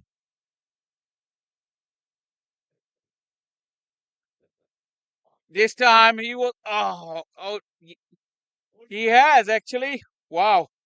Just the one bail has come off. You can see there another terrific Yorker right at the base of the stump and probably just grazed the off stump along the way. The man deserved that wicket. This is sensational piece of fast bowling. Just from looking at the previous delivery, as I mentioned, an inch or so closer, and he would have been taking that off stump off. And as you can see, just a tad bit closer was Sohail Khan, and Belated definitely, celebrations from him because for a moment even he didn't realize that he had got him. yeah, definitely, and he just put the finger out in the air to indicate that the batsman has to go. Excellent from Sohail Khan and Knight Riders United. Sampami definitely reeling at this stage, 124 for 8, and the new batsman to the crease, Liam Mamchan.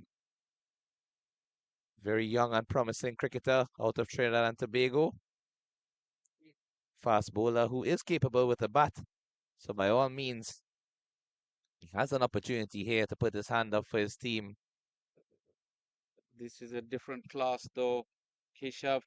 Although traditionally against the reverse in-swinging reverse swing bowlers, left-handers are hard to account for. The dip generally works best against the right-handers. Oh no, Sohail Khan is too good. The leg stump is pegged back. Another Yorker on target. Too good for Liam. Well, Sohail Khan essentially just bowled 3 deliveries in almost the identical spot. Look at this one. Yorker length again and just nipped into that leg stump. He's on a hat trick now, and he's on the cusp of getting a fifer. He's almost sealed the deal for his side because this over has gone for none, 0 runs and 3 wickets already. 3 wickets of 4 deliveries, and he's still not finished because he can really account for a hat trick. We saw 2 hat tricks yesterday. Harmeet Singh took a hat trick, and now it's chance for Sohail Khan to seal the victory for his side and also seal the hat trick.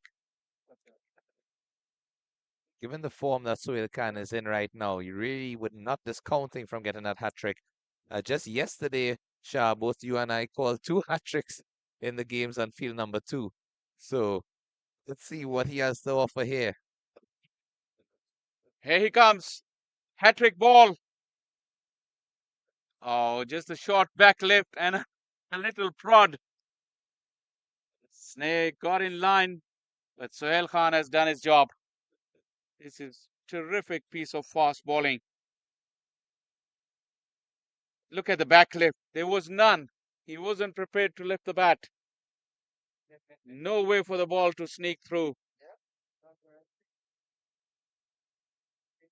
This man, Sohail Khan, like we mentioned, he's an action man.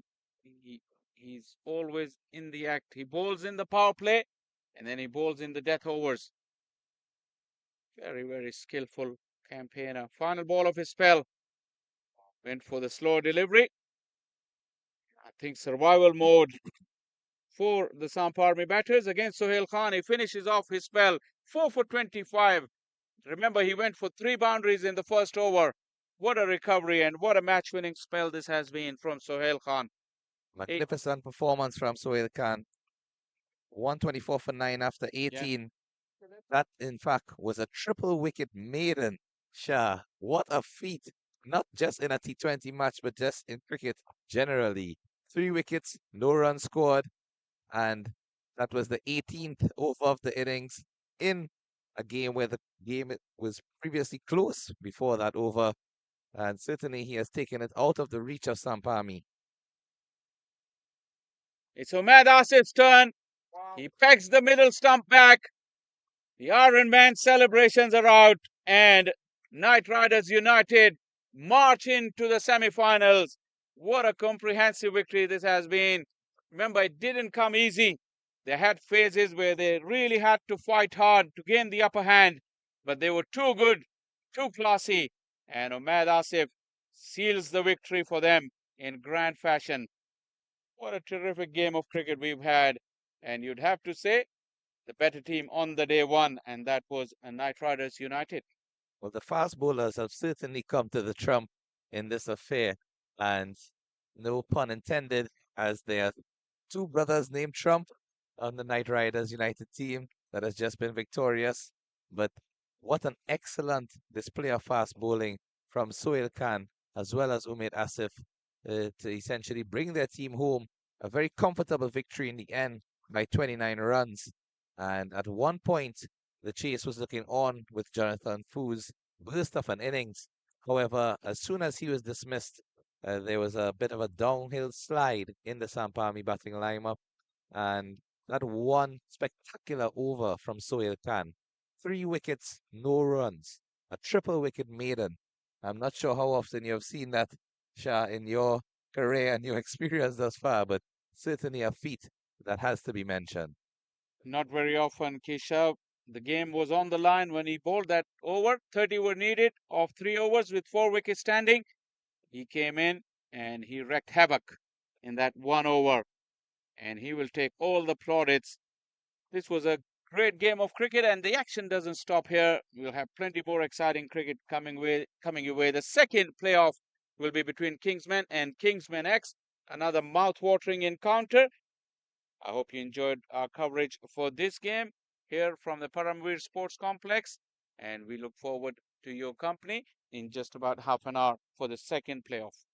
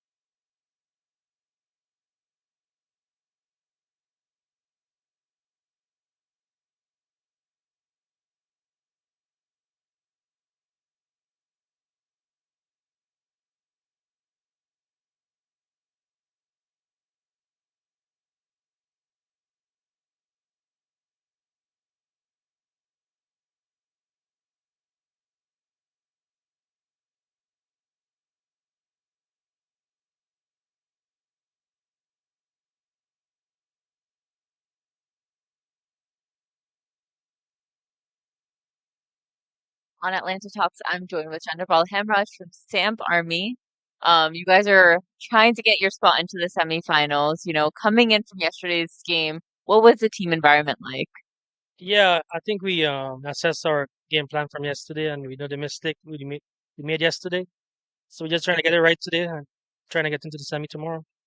And I think so far, the team, I think those mistakes you guys made yesterday are looking a little bit better, especially with this partnership that's building up. But how are you enjoying your time here at the Atlanta T20 Open?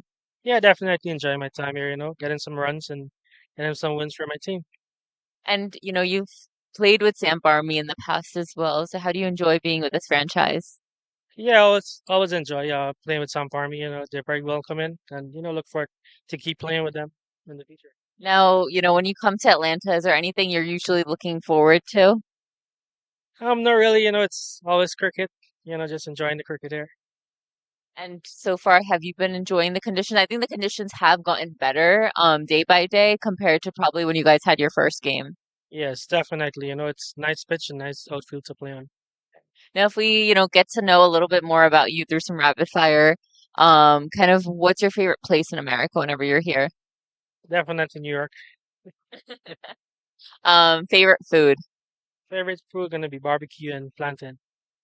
Are you more of a beach person or a mountain person? Both. Yeah. Okay. Well, your favorite spot for a vacation? Favorite spot, that's gonna be Guyana for sure. Favorite shot? Inside out over cover. Well, thank you so much for joining us and especially being here at the Atlanta T20 Open. Thank you for having me. Thank you.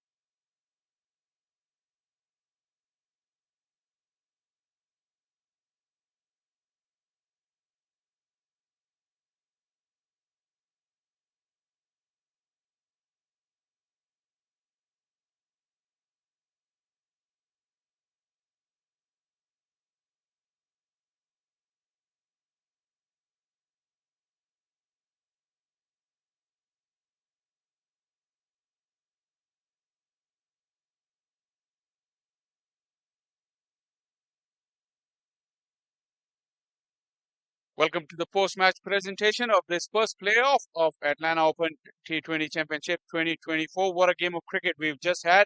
And first of all, I need to introduce my guest for the presentation here, Mr. Yasir Bhatti, the proud owner of Clarion Eagles. His team will be in action as well. Thank you very much, Yasir Bhai, for being here.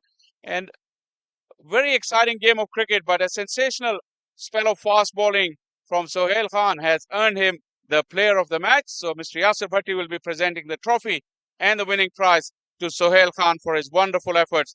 Man of the match, Sohail Khan.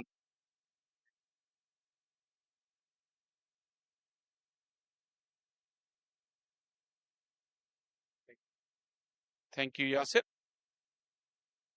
Lala, बड़ी जबरदस्त bowling हो रही है और बड़ा crucial stage पे आपने ये आखिरी ओवर किया, कैसी फीलिंग? हाँ, बिस्मिल्लाहिर्रहमानिर्रहीम। बिल्कुल मैं इन चीज़ों के लिए मशहूर हूँ। मैं डेथ ओवर और नया बॉल क्योंकि एक्सपीरियंस हो गई क्रिकेट में। और जब मैं बैट्समैन को देखता हूँ कि उसको कौन सा बॉल करना है, किसको स्लो वन करना है, किसको स्लो बाउंसर, तो उस तरीके से अल्हम्दुलिल्लाह बहुत बड़ा तजुर्बा है मेरे इन चीज़ों में और उसी तजुर्बे पे मैं चल के कंटिन्यू कर रहा हूँ क्रिकेट। यहाँ कंडीशंस थोड़ी बैटर्स के लिए मुश्किल होती हैं। शुरू में 153 जब टोटल लगा था, उस वक्त आप क्या सोच रहे थे कि ये रन्स कैसे हैं? हाँ जी, सुबह में थोड़ा मुश्किल था विकेट क्योंकि जब बैट्समैन जा रहे थे तो रन नहीं, मगर बाद में थोड़ा सा भी क्लियर हो गया और अच्छी-अच्छी हिटें लगी। मगर हमारी बॉलिंग इतनी स्ट्रांग थी और हमारे पास बैकअप बहुत अच्छा था, तो हमने फौरन कमबैक किया, थोड़ा-सा सोचा और उसके बारे में हमने अच्छी डिसीजन लेके कमबैक कर दी। बैट्समैनों के लिए तो मुश्किल था, लेकिन आपने तो पहली गेंद पे ही छक्का लगा दी। अभी तो आगे छक्के देखोगे। उस्मान भाई ने तो अभी मुझे ओपनर ही भेजना है। लेकिन जिस तरह आपने बॉलिंग की, डेथ बॉलिंग आपकी स्पेशलिटी है और मैच अपनी टीमों को जिस भी टीम से खेलते हैं आप जिताते हैं। क्या मोटिवेशन है? फिटनेस माशाल्लाह बड़ी जबरदस्त है। क्या चीज आपको मोटिवेट करती है मुसलसल खेलते रहने पे? हाँ जी, एक तो मैं अपनी ट्रेनिंग कभी नहीं छोड़ता, दूसरी अपनी डाइट का बड़ा ख्याल रखता हूँ, अपने सेहत का ठीक-ठाक ख्याल रखता हूँ और क्रिकेट मेरा पैशन है। इसके अलावा मुझे कुछ नहीं आता और एक बात ये कि मतलब ये अपने आप को मेंटेन करना और यंग लड़कों के साथ काम करना मुझे काफ़ी मज़ा खुद भी आता है और जब मैं सिखाता हूँ, तो उन लोगों के चेहरे पे जो स्माइल होती है और जो मतलब है वो इम्प्रेस हो जाते हैं मुझसे, तो मुझे बहुत अच्छा लगता है कि इंशाल्लाह नेक्स्ट जो मेरा लेवल होगा आगे 2-3 साल जो मैं अपनी क्रिकेट खेल रहा हूँ, मेरी फिटनेस बहुत बेहतर है, तो जो मैं कोचिंग में आऊँ, तो मैं काफ़ी चीज़ें अपने साथ सीखने के लिए साथ लेके जा रहा हूँ मैं। लाला, हमने काफी आपको देखा, आप इसी तरह यंगस्टर्स की मदद करते हैं, इसी तरह खेलते रहें और हमें एंजॉयमेंट देते रहें। आज की परफॉर्मेंस के लिए बहुत-बहुत मुबारकबाद। Thank you sir, thank you. बहुत शुक्रिया। देखो, that was Sohail Khan, ladies and gentlemen, the player of the match.